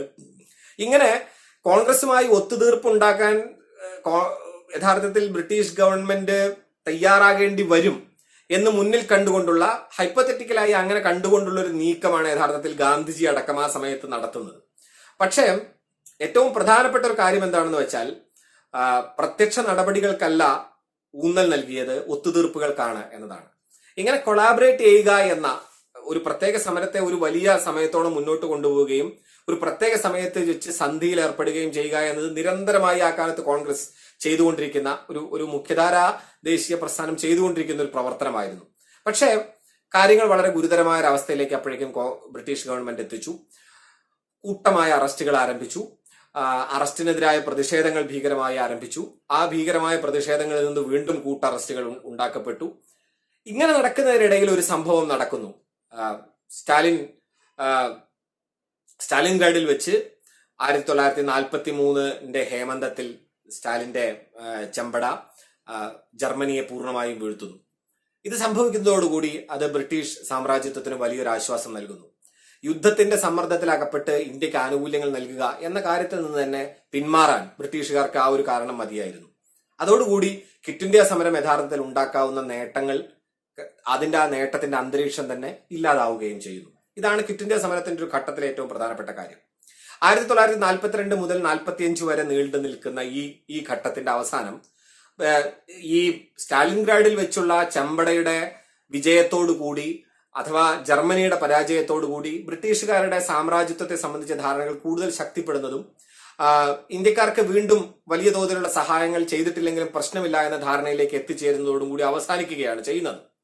പക്ഷേ തുടർന്ന് നടക്കുന്ന പാർട്ടിക്കകത്തെ പ്രധാനപ്പെട്ട കാര്യം കമ്മ്യൂണിസ്റ്റുകാരെ തെരഞ്ഞു പിടിച്ച് പുറത്താക്കുക എന്ന് പറയുന്ന ഒരു കാര്യം, ഇടതുപക്ഷ ആഭിമുഖ്യമുള്ളവരെ തെരഞ്ഞു പിടിച്ച് പുറത്താക്കുക എന്നൊരു കാര്യം ദേശീയ മുന്നണിക്കകത്ത് കോൺഗ്രസിനകത്ത് നടന്നു എന്നതാണ്. അതിന് പ്രധാനപ്പെട്ട കാരണമായി പറഞ്ഞത് ഇവർ ക്വിറ്റ് ഇന്ത്യ സമരത്തെ ഒറ്റുകൊടുത്തവരാണ് എന്ന കാരണമാണ്. ഇപ്പോൾ കാരശ്ശേരി മാഷ് ഇത്രയും വർഷങ്ങൾക്ക് ശേഷവും ആവർത്തിക്കുന്ന കാരണമാണ് അന്ന് കമ്മ്യൂണിസ്റ്റുകാരെ പുറത്താക്കുന്നതിന്റെ പ്രധാനപ്പെട്ട കാരണമായി പറഞ്ഞത്. പക്ഷേ നമ്മളവിടെ പരിശോധിക്കേണ്ട കാര്യം, പ്രധാനപ്പെട്ട പ്രശ്നം ഫാഷിസ്റ്റ് പ്രതിസന്ധിയെ നേരിടുക, ഫാഷിസത്തെ നേരിടുക എന്ന പ്രാഥമിക ആവശ്യമായിരുന്നോ, ഇന്ത്യൻ ദേശീയതയുടെ ആവശ്യമായിരുന്നോ എന്ന ചോദ്യത്തെ നേരിടുന്ന സമയത്ത് അന്ന് കമ്മ്യൂണിസ്റ്റ് പാർട്ടി സ്വീകരിച്ച അന്നത്തെ സവിശേഷമായ സമൂർത്ത സാഹചര്യങ്ങളുടെ വിശകലനത്തെ മുൻനിർത്തി സ്വീകരിച്ച നിലപാടിനെ നാം ഇന്ന് വിലയിരുത്തുമ്പോൾ നാം ആലോചിച്ച് നോക്കുക. യഥാർത്ഥത്തിൽ ഇന്ത്യ സ്വതന്ത്രമായോ എന്ന ചോദ്യം അന്ന് ചോദിച്ച, ഇപ്പോൾ കാരശ്ശേരി മാഷ് ചോദിക്കുന്നുണ്ട് ഇന്ത്യക്ക് സ്വാതന്ത്ര്യം കിട്ടിയെന്ന് ഇന്നും വിശ്വസിക്കാത്തവരാണ് കമ്മ്യൂണിസ്റ്റുകാർ എന്ന്. കമ്മ്യൂണിസ്റ്റുകാർ മാത്രമല്ല, യഥാർത്ഥത്തിൽ സബാൾട്ടൻ ഗ്രൂപ്പ് ഒന്നാകെ തന്നെ ഇന്ത്യക്ക് ഇതാണോ സ്വാതന്ത്ര്യം എന്ന ചോദ്യം പിന്നീടും ചോദിക്കുന്നുണ്ട്. ഇപ്പോഴും യഥാർത്ഥത്തിൽ ഇന്ത്യ പൂർണ്ണാർത്ഥത്തിൽ സ്വതന്ത്രമാണോ എന്ന ചോദ്യം യഥാർത്ഥത്തിൽ നമ്മളെ സംബന്ധിച്ചുള്ള പ്രധാനപ്പെട്ട ചോദ്യമാണ്. ഇന്ത്യ എന്തിൽ നിന്നാണ് സ്വതന്ത്രമായത്? ബ്രിട്ടീഷ് കൊളോണിയൽ വാഴ്ചയിൽ നിന്ന് സ്വതന്ത്രമായി. പക്ഷേ ഇന്ത്യയിലെ മനുഷ്യരുടെ സ്വാതന്ത്ര്യം എന്നത്, ഇന്ത്യയിലെ മനുഷ്യരുടെ നീതിമത്തായ ജീവിതത്തെ സാക്ഷാത്കരിക്കുന്ന ഫ്രട്ടേണിറ്റിയിലൂന്നിയ, സാഹോദര്യത്തിലൂന്നിയ സ്വാതന്ത്ര്യം എന്ന നിലയ്ക്ക് സ്വാതന്ത്ര്യത്തിന്റെ ധാർമ്മികതയെയും നീതിബോധത്തെയും വികസിപ്പിക്കാൻ നമുക്ക് കഴിഞ്ഞോ എന്ന ചോദ്യം ഇപ്പോഴും പ്രസക്തമായി നിൽക്കുന്നു. എന്നാൽ ക്വിറ്റ് ഇന്ത്യ സമരത്തിന്റെ സമയത്തെടുത്ത നിലപാടിനെ നമുക്ക് ഈ 2020 വിശകലനം ചെയ്താലോ? ആലോചിച്ച് നോക്കുക. ഫാഷിസം എന്ന ലോകം നേരിട്ട ഏറ്റവും പ്രധാനപ്പെട്ട ദുരന്തത്തിന്റെ ജർമ്മൻ പതിപ്പ് അതോടുകൂടി ഏതാണ്ട് അവസാനിച്ചു. കാരണം ജർമ്മൻ പതിപ്പിന്റെ അടിസ്ഥാനം എന്നത് ഹിറ്റ്ലർ ആയിരുന്നു. ഹിറ്റ്ലർ മുന്നോട്ട് വെച്ച ആര്യൻ സുപ്പീരിയോറിറ്റി തിയറി ആയിരുന്നു. ഹിറ്റ്ലർക്കുണ്ടായിരുന്ന അമിതാധികാര പ്രവണതയായിരുന്നു. അതിനോടൊപ്പം ഹിറ്റ്ലറോടൊപ്പം നിന്ന ഗീബൽസിനെ പോലെ, ഐക്മാനെ പോലെയുള്ള ആളുകളായിരുന്നു. ഇവരുടെ എല്ലാവരുടെയും തിരോധാനത്തോടുകൂടി ജർമ്മനിയുടെ ആ കാലം അവസാനിക്കുകയും വികസിത ജർമ്മനിയുടെ മറ്റൊരു യുഗം ആരംഭിക്കുകയും പിന്നീട് ജർമ്മൻ ചരിത്രം മറ്റൊന്നായി തീരുകയും ചെയ്തു. ഇന്ന് ജർമ്മനിയിൽ കുട്ടികൾ പഠിക്കുന്ന പ്രതിജ്ഞയ്ക്കകത്ത് പോലുമുള്ള ഒരു വാചകം, ഞങ്ങൾ ഈ ജർമ്മനിയുടെ ഈ അങ്ങേയറ്റത്തെ ദുരിതമയമായ കാലത്തെ ഓർക്കുന്നു, ഇനി ഒരിക്കലും ജർമ്മനി ആ കാലത്തേക്ക് തിരിച്ചു പോകില്ല എന്ന് ഞങ്ങൾ പ്രതിജ്ഞ ചെയ്യുന്നു എന്നാണ്. ഈ അർത്ഥത്തിൽ ജർമ്മനി മാറിത്തീരുന്നു. എന്നാൽ ഇന്ത്യയോ? ഇന്ത്യ സ്വാതന്ത്ര്യം എന്ന ഈ വലിയ ഇരുട്ടു തുരങ്കത്തിൽ നിന്ന് വെളിച്ചത്തിലേക്ക് പ്രവേശിച്ചു എന്ന് നെഹ്റു പറയുന്ന 1947 ശേഷം ഇങ്ങനെ 2020 നടന്നെത്തുമ്പോൾ എങ്ങനെയാണോ ജർമ്മനിയിൽ ഉണ്ടായിരുന്ന ഫാഷിസം അതിനേക്കാളും ഒരർത്ഥത്തിൽ ക്രൂരമായ ഒരു പതിപ്പ് ക്രമേണ പടിപടിയായി ഇന്ത്യയുടെ അധികാരം പിടിച്ചെടുക്കുകയും അങ്ങനെ ഒരു ഹിറ്റ്ലർ എന്ന ഒരു വ്യക്തിയിൽ മാത്രമല്ലാതെ സഹസ്രാബ്ദങ്ങളോളം നീണ്ടു നിൽക്കുന്ന ചാതുർവർണ്ണ്യ വ്യവസ്ഥയുടെയും ഇനീക്വാലിറ്റിയിലൂന്നിയ അസമത്വത്തിലൂന്നിയ ഒരു തത്വശാസ്ത്രത്തിന്റെയും പിന്തുണയോടുകൂടിയുള്ള ഫാഷിസം, അങ്ങനെ ഒരു ഇന്ത്യൻ ഫാഷിസത്തിന്റെ പൊളിറ്റിക്കൽ ഹിന്ദുത്വയുടെ അധികാരാരോഹണം നടക്കുകയും ആ അധികാരാരോഹണത്തിലൂടെ യഥാർത്ഥത്തിൽ എന്തൊക്കെയാണോ ഫാഷിസ്റ്റ് ലക്ഷണങ്ങൾ എന്ന് പറയാവുന്നത് അത് ഓരോന്നോരോന്നായി ലക്ഷണ ശാസ്ത്ര വിദഗ്ധർ ആ കാര്യം ഇങ്ങനെ എടുത്തെടുത്ത് പറയാറുണ്ട്. ഞാൻ അതിന് നിൽക്കുന്നില്ല. എന്തായാലും അത്തരം ഫാഷിസ്റ്റ് ലക്ഷണങ്ങളെല്ലാം ഏതാണ്ട് ഒത്തുവന്ന അങ്ങേയറ്റം ജനാധിപത്യത്തിന്റെ കടക്കൽ തന്നെ കത്തിവെക്കുന്ന ഒരു രാഷ്ട്ര പുനർനവീകരണ പ്രക്രിയക്കാണ്, അഥവാ രാഷ്ട്ര പിന്നടത്ത പ്രക്രിയക്കാണ് ഇപ്പോൾ ഇന്ത്യ സാക്ഷ്യം വഹിച്ചുകൊണ്ടിരിക്കുന്നത്. യഥാർത്ഥത്തിൽ ഇന്ത്യയിൽ വേരൂന്നി വന്ന ഈ ഇന്ത്യൻ ഫാഷിസത്തിന്റെ വേര് ഇന്ത്യൻ ദേശീയതയിൽ കൂടിയാണ് പ്രസരിപ്പിക്കപ്പെട്ടത് എന്ന് നാം മനസ്സിലാക്കാറില്ല. അതുകൊണ്ടാണ് ഇന്ത്യൻ നാഷണലിസത്തിന് ആ സമയത്ത് തന്നെ വലിയ തോതിലുള്ള എതിർപ്പുകളെയും നേരിടേണ്ടി വന്നിരുന്നത്. രവീന്ദ്രനാഥ ടാഗോർ അടക്കമുള്ള, കേസരി അടക്കമുള്ള, കേരളത്തിലെ അടക്കമുള്ള ആളുകൾ ഇന്ത്യയുടെ ദേശീയതയെ സംബന്ധിച്ച് കൊളോണിയൽ വിരുദ്ധ പോരാട്ടത്തിനു വേണ്ടി ഒരുമിച്ച് നിൽക്കുക എന്ന ആശയത്തിനു വേണ്ടി പറഞ്ഞു പൊലിപ്പിച്ച് അമിതമായ ദേശീയതയെ സംബന്ധിച്ച വിചാരം ഒരു വൈകാരികതയായി ആളിക്കത്തിക്കുന്നതിനെതിരെ യഥാർത്ഥത്തിൽ ആ സമയത്ത് തന്നെ പ്രതികരിച്ചിരുന്നു. നാഷണലിസം ഈസ് എ മെനസ് എന്ന വളരെ പ്രസിദ്ധമായ ടാഗോറിന്റെ ഉദ്ധരണി അതിന് സാക്ഷ്യമാണ്. നാഷണലിസത്തെ കുറിച്ച് അദ്ദേഹം എഴുതുന്ന ലേഖനം അതിന് സാക്ഷ്യമാണ്. പക്ഷെ അവ കണക്കിലെടുക്കാതെ വികസിച്ചു വന്ന നാഷണലിസം ക്രമേണ നാഷണലിസത്തിന്റെ കൊളോണിയൽ വിരുദ്ധ പോരാട്ടങ്ങളുടെ സങ്കല്പനത്തിൽ നിന്ന് പൂർണ്ണമായും അടർത്തി മാറ്റപ്പെടുകയും ഇന്ന് ഇന്ത്യ ഭരിക്കുന്നവരുടെ കൾച്ചറൽ നാഷണലിസം എന്ന സാംസ്കാരിക ദേശീയത എന്ന ദേശീയതയെ സംബന്ധിച്ച് അങ്ങേയറ്റം ഹിംസാത്മകമായ അതിർത്തിയാണ് രാജ്യം എന്ന, അതിർത്തിക്കപ്പുറത്തുള്ളവർ ഏറ്റവും വലിയ ശത്രുക്കളാണ് എന്ന ദേശീയ പ്രസ്ഥാനത്തിലെ തന്നെ കോൺഗ്രസിലെ തന്നെ സമുന്നതരായ ഒരു നേതാവും ഗാന്ധിജിയോ നെഹ്റുവോ പട്ടേലോ ആരും തന്നെ സങ്കല്പിക്കാത്ത അത്ര വിചിത്രമായ ഒരു അമിതാധികാരത്തിന്റെ ദേശീയതാവാദം ഇന്ത്യയിൽ പിടിമുറുക്കുകയും ചെയ്തു.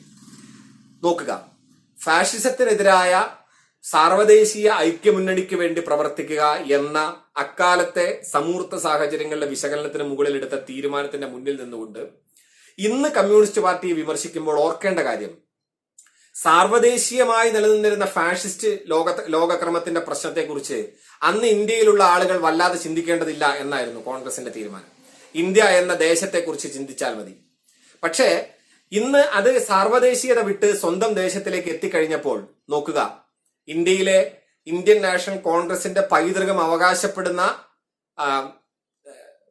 ഈ ഇന്നത്തെ കോൺഗ്രസ്, പഴയ കോൺഗ്രസും തമ്മിലുള്ള ബന്ധം എന്ന് പറയുന്നത് ആ പേരിലപ്പുറം എന്താണെന്ന് ഇപ്പോഴും സത്യത്തിൽ എനിക്ക് വ്യക്തമല്ല. ആ കോൺഗ്രസ്, ഇന്ന് നിലനിൽക്കുന്ന കോൺഗ്രസ് നിലവിലുള്ള ഇന്ത്യൻ ഫാഷിസത്തിന്റെ മുന്നിൽ എത്ര കണ്ട് ദുർബലമായ പ്രതിരോധമായി അവശേഷിച്ചു എന്നതും നമ്മൾ ആലോചിച്ച് നോക്കുക. ഇതെല്ലാം ഞാൻ പറയുന്നത് ക്വിറ്റ് ഇന്ത്യ സമരത്തിൽ എടുത്ത തീരുമാനത്തിന്റെ ഫലമാണെന്നല്ല, അത് പിന്നീട് വന്ന അനേകം നേതാക്കളുടെയും ചരിത്രത്തിന്റെയും ഫലമാണ്. പക്ഷേ ദേശീയതയെ സംബന്ധിച്ച് അമിതാധികാര ഒരു പ്രകരണത്തിനെതിരായി നിന്ന് ഈ അമിതാധികാര പ്രകരണത്തിന് അപ്പുറത്ത് നിൽക്കുന്ന സാർവദേശീയതയെ സംബന്ധിച്ച് ഒരു സങ്കല്പത്തെ ഉയർത്തിപ്പിടിക്കുക എന്ന് അന്ന് കമ്മ്യൂണിസ്റ്റുകാർ ചെയ്ത വലിയ പ്രമാദമാണ് കമ്മ്യൂണിസ്റ്റുകാർക്ക് സ്വാതന്ത്ര്യ സമരത്തിലുള്ള പങ്കിനെ തന്നെ വേണമെങ്കിൽ കളയാമെന്നും കമ്മ്യൂണിസ്റ്റുകാർ ഇന്ത്യൻ സ്വാതന്ത്ര്യ സമരത്തിൽ ഒന്നും ചെയ്യാത്തവരാണ് എന്ന് പറഞ്ഞ് നമുക്കെല്ലാവർക്കും ഒരു കൂട്ടച്ചിരി ചിരിക്കാമെന്നും നമ്മളെ ആലോചിപ്പിക്കുന്നതെങ്കിൽ അതിനകത്ത് വലിയ അപകടമുണ്ട്. 1942 ആരംഭിക്കുന്ന ക്വിറ്റ് ഇന്ത്യ സമരത്തിന് മുൻപാകട്ടെ അതിനുശേഷമാകട്ടെ അതിശക്തമായി സ്വാതന്ത്ര്യ സമരത്തിൽ കമ്മ്യൂണിസ്റ്റ് പാർട്ടി ഇടപെടുന്നുണ്ട്. ഈ ക്വിറ്റ് ഇന്ത്യക്ക് ശേഷം 1942 സെപ്റ്റംബർ 19 കമ്മ്യൂണിസ്റ്റ് പാർട്ടിയുടെ കേന്ദ്ര കമ്മിറ്റി പ്രമേയം ആവശ്യപ്പെടുന്നത്, ബ്രിട്ടീഷ് ഗവൺമെന്റിനോട് ആവശ്യപ്പെടുന്നത്, ജനങ്ങൾക്കും കോൺഗ്രസിനും എതിരെ നടത്തുന്ന അടിച്ചമർത്തൽ നിർത്തണം, മഹാത്മാഗാന്ധിയെയും കോൺഗ്രസ് നേതാക്കളെയും ജയിലിൽ നിന്ന് വിമോചിപ്പിക്കണം, കോൺഗ്രസിനെതിരായ നിരോധനം പിൻവലിക്കണം, താൽക്കാലിക ദേശീയ ഗവൺമെന്റുകൾ സ്ഥാപിക്കുന്നതിനുള്ള കൂടിയാലോചനകൾ നടത്തണം എന്നിങ്ങനെയുള്ള അടിസ്ഥാനപരമായ ആവശ്യങ്ങളാണ്. ഇങ്ങനെ വലിയ തോതിലുള്ള മാർക്സിസ്റ്റ് പാർട്ടിയുടെ വളർച്ച സാധ്യമാകുന്ന 1945 കാലം. 1945 ഒരു രഹസ്യ ഔദ്യോഗിക കണക്ക് പ്രകാരം പാർട്ടി അംഗത്വം 30,000 എന്നാണ് പറയപ്പെടുന്നത്. ട്രേഡ് യൂണിയന്റെ അംഗത്വം എന്ന് പറയുന്നത് 1 മില്യന്റെ നാളിലൊന്ന്, അതായത് 2 ലക്ഷത്തോളമായി വർദ്ധിക്കുന്നുണ്ട്. പാർട്ടിയുടെ വാരാന്ത്യ പ്രസിദ്ധീകരണങ്ങൾ വർദ്ധിക്കുന്നുണ്ട്. ഇങ്ങനെയെല്ലാം വലിയ തോതിൽ ദേശീയ മുന്നണിക്കകത്ത് നിന്ന് പുറത്താക്കപ്പെട്ടിട്ടും, ദേശീയ മുന്നണിയുടെ മുഖ്യധാരക്കകത്ത് നിന്ന് പുറത്താക്കപ്പെട്ടിട്ടും ശക്തി ആർജിക്കുന്ന കമ്മ്യൂണിസ്റ്റ് പ്രസ്ഥാനം പിന്നീടുണ്ടായ അനേകം രാഷ്ട്രീയ പ്രതിസന്ധികളിലൂടെയും ആ പ്രതിസന്ധികളെ തരണം ചെയ്യുന്നതിലൂടെയുമാണ് യഥാർത്ഥത്തിൽ പരിമിതികളുടെയും പോരായ്മകളുടെയും തെറ്റുകളുടെയും ശരികളുടെയും എല്ലാം കാലഘട്ടത്തിനിടയിലൂടെയാണ് ഈ കമ്മ്യൂണിസ്റ്റ് പാർട്ടിയുടെ 100ാം വാർഷികത്തിന്റെ ഈ ചരിത്ര സന്ധിയിൽ യഥാർത്ഥത്തിൽ എത്തി നിൽക്കുന്നത്. ഇതുവരെയുള്ള ഈ ചരിത്രം പരിശോധിക്കുമ്പോൾ ഒരു ഘട്ടത്തിലും കമ്മ്യൂണിസ്റ്റ് പാർട്ടിക്ക് തെറ്റുപറ്റിയിട്ടില്ല എന്നൊന്നുമല്ല പറയുന്നതിന്റെ അർത്ഥം.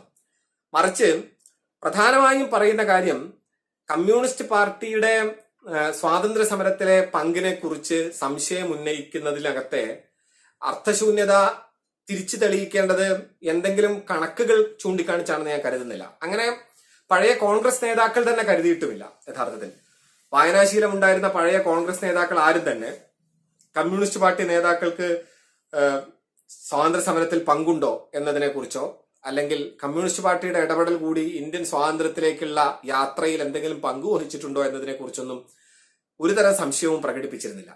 ഈ സംശയം പ്രധാനമായും പ്രകടിപ്പിക്കുന്നത് ആരാണ്? അതാണ് ചോദ്യം. ആ സംശയം പ്രധാനമായും ഇന്ന് ഇന്ത്യയിൽ പ്രകടിപ്പിക്കുന്നത്, അഥവാ സംശയലേശമന്യേ കമ്മ്യൂണിസ്റ്റുകാരുടെ പങ്കിനെ പൂർണ്ണമായും തള്ളി പറയുന്നത് യഥാർത്ഥത്തിൽ സംഘപരിവാർ ശക്തികളാണ്. അരുൺ ഷൂറിയെ പോലെയുള്ള BJP വക്താവായിരുന്ന, BJPക്ക് ശേഷം BJP വിട്ട് BJP വിമർശകനാവുകയും ഒക്കെ ചെയ്ത പത്രപ്രവർത്തകന്റെയും മറ്റും ചില ദുർബലമായ സിദ്ധാന്തങ്ങളുടെ അടിസ്ഥാനത്തിലാണ് കമ്മ്യൂണിസ്റ്റ് പാർട്ടി യഥാർത്ഥത്തിൽ സാമ്രാജ്യത്വ ചാരന്മാരായിരുന്നു എന്നും ബ്രിട്ടീഷ് ഭരണത്തിനു വേണ്ടി ആഗ്രഹിച്ചവരായിരുന്നു കമ്മ്യൂണിസ്റ്റ് പാർട്ടിക്കാരെന്നും ബ്രിട്ടീഷ് വിരുദ്ധ സമരത്തിൽ കമ്മ്യൂണിസ്റ്റ് പാർട്ടിക്ക് യാതൊരു പങ്കുമില്ല എന്നും ഒക്കെയുള്ള വലിയ സാഹിത്യം എഴുതിവിട്ടിരുന്നത്. ഈ സാഹിത്യം എഴുതിവിടുന്ന സന്ദർഭങ്ങൾ കൂടി നമ്മൾ കണക്കിലെടുക്കേണ്ടതാണ്. അത് ഇന്ത്യയിലെമ്പാടുമുള്ള ഫാഷിസ്റ്റ് വിരുദ്ധ സമരങ്ങൾ ഏതെങ്കിലും ഘട്ടത്തിൽ വലിയ തോതിൽ ശക്തി ആർജിക്കുന്ന ഒരു ഘട്ടം വരുമ്പോഴാണ് സംഘപരിവാർ ഈ വിമർശനം പ്രധാനമായും കൊണ്ടുവരാറുള്ളത്. ഇപ്പോൾ ഏറ്റവും ശക്തമായ ആ വിമർശനം കൊണ്ടുവരപ്പെട്ട ഒരു ഘട്ടം ഈ കോവിഡ് ഘട്ടത്തിന് തൊട്ട് മുൻപുള്ള പൗരത്വ ഭേദഗതിക്കെതിരായ സമരത്തിന്റെ ഘട്ടമായിരുന്നു.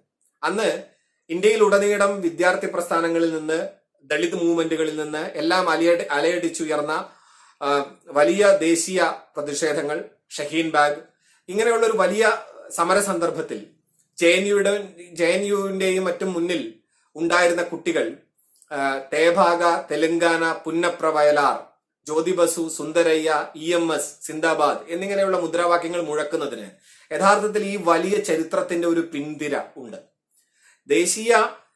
ദേശീയ ഐക്യത്തിൽ നിൽക്കുമ്പോൾ തന്നെ, ദേശീയ ഐക്യമുന്നണിയിൽ നിൽക്കുമ്പോൾ തന്നെ സാർവദേശീയമായ ജീവിത മൂല്യത്തെ മുൻനിർത്തിക്കൊണ്ട്, സാർവദേശീയമായ മനുഷ്യ സാഹോദര്യത്തെ മുൻനിർത്തിക്കൊണ്ട് പ്രവർത്തിക്കുന്ന ഒരു വലിയ പാരമ്പര്യത്തിന്റെ ചരട് യഥാർത്ഥത്തിൽ ഇതിന്റെ പിന്നിലുണ്ട്. ഈ ചരിത്രപരമായ ബന്ധം അറിയാവുന്നത് കൊണ്ട് തന്നെ, അത് കമ്മ്യൂണിസ്റ്റുകാർക്ക് അറിയാം എന്നതുപോലെ തന്നെ ഫാഷിസ്റ്റുകൾക്കും അറിയാം എന്നതുകൊണ്ട് തന്നെ തങ്ങളെപ്പോലെ തന്നെ ചരിത്രത്തിൽ സ്വാതന്ത്ര്യ സമരത്തിൽ ഒരു പങ്കുമില്ലാത്തവരാണ് കമ്മ്യൂണിസ്റ്റുകാർ എന്നുകൂടി ജനങ്ങൾക്ക് മുന്നിൽ ഒരു വ്യാജ പ്രചരണം നടത്തേണ്ട ബാധ്യത ഉണ്ടായിരുന്നത്, ഇന്നുമുള്ളത് എപ്പോഴും സംഘപരിവാർ ശക്തികൾക്കാണ്. അവരത് വളരെ വിജയകരമായ തോതിൽ, അവരുടേതായ രീതിയിൽ വിജയകരമായ തോതിൽ ഇന്ത്യയിലെമ്പാടും നടത്തുകയും ചെയ്യുന്നുണ്ട്. പക്ഷേ കേരളത്തിലെമ്പാടുമുള്ള പൊതുസമൂഹത്തിനകത്ത് അതിനെന്തെങ്കിലും തരത്തിലുള്ള അംഗീകാരം കിട്ടിയിട്ടുണ്ടെന്ന് കരുതാനാവില്ല. കേരളത്തിലെ ചരിത്രബോധമുള്ള ഏതെങ്കിലും മനുഷ്യർ ആ കാര്യത്തെ കണക്കിലെടുത്ത് സംസാരിക്കുന്നതായിട്ടും ഞാൻ കരുതുന്നില്ല. അതുകൊണ്ട് തന്നെ ബഹുമാന്യനായ കാരശ്ശേരി മാഷെ പോലെയുള്ള വ്യക്തികൾ വളരെ കൃത്യമായ സംഘപരിവാർ വിമർശനവും കൃത്യമായ ഇന്ത്യൻ ഫാഷിസ്റ്റ് ടേണിനെ പറ്റിയിട്ടുള്ള വിശകലനവും അതിനകത്തെ മനുഷ്യപക്ഷത്തെ ഉറച്ചു നിൽപ്പുമുള്ള മനുഷ്യർ ഈ ഇത്തരം ചില ചരിത്ര സന്ധികളെ കുറിച്ച് നടത്തുന്ന നിരീക്ഷണങ്ങൾ ചെറിയ ക്ലിപ്പുകളാക്കി മാറ്റിയെടുത്ത് ചിലപ്പോൾ അവർ തന്നെ ഉദ്ദേശിക്കാത്ത അർത്ഥത്തിൽ അത് വിതരണം ചെയ്യുക എന്നതിലൂടെ സംഘപരിവാർ ശക്തികൾ ഉദ്ദേശിക്കുന്നത് തങ്ങൾക്ക് എത്തിപ്പെടാനാകാത്ത ഒരു വലിയ ലോകത്തെ കൈപ്പിടിയിലാക്കുക എന്നതാണ്. കാരണം സംഘപരിവാർ ശക്തികളിലെ കേൾക്കുന്ന മനുഷ്യരല്ല കാരശ്ശേരി മാഷെ കേൾക്കുന്ന ആളുകൾ.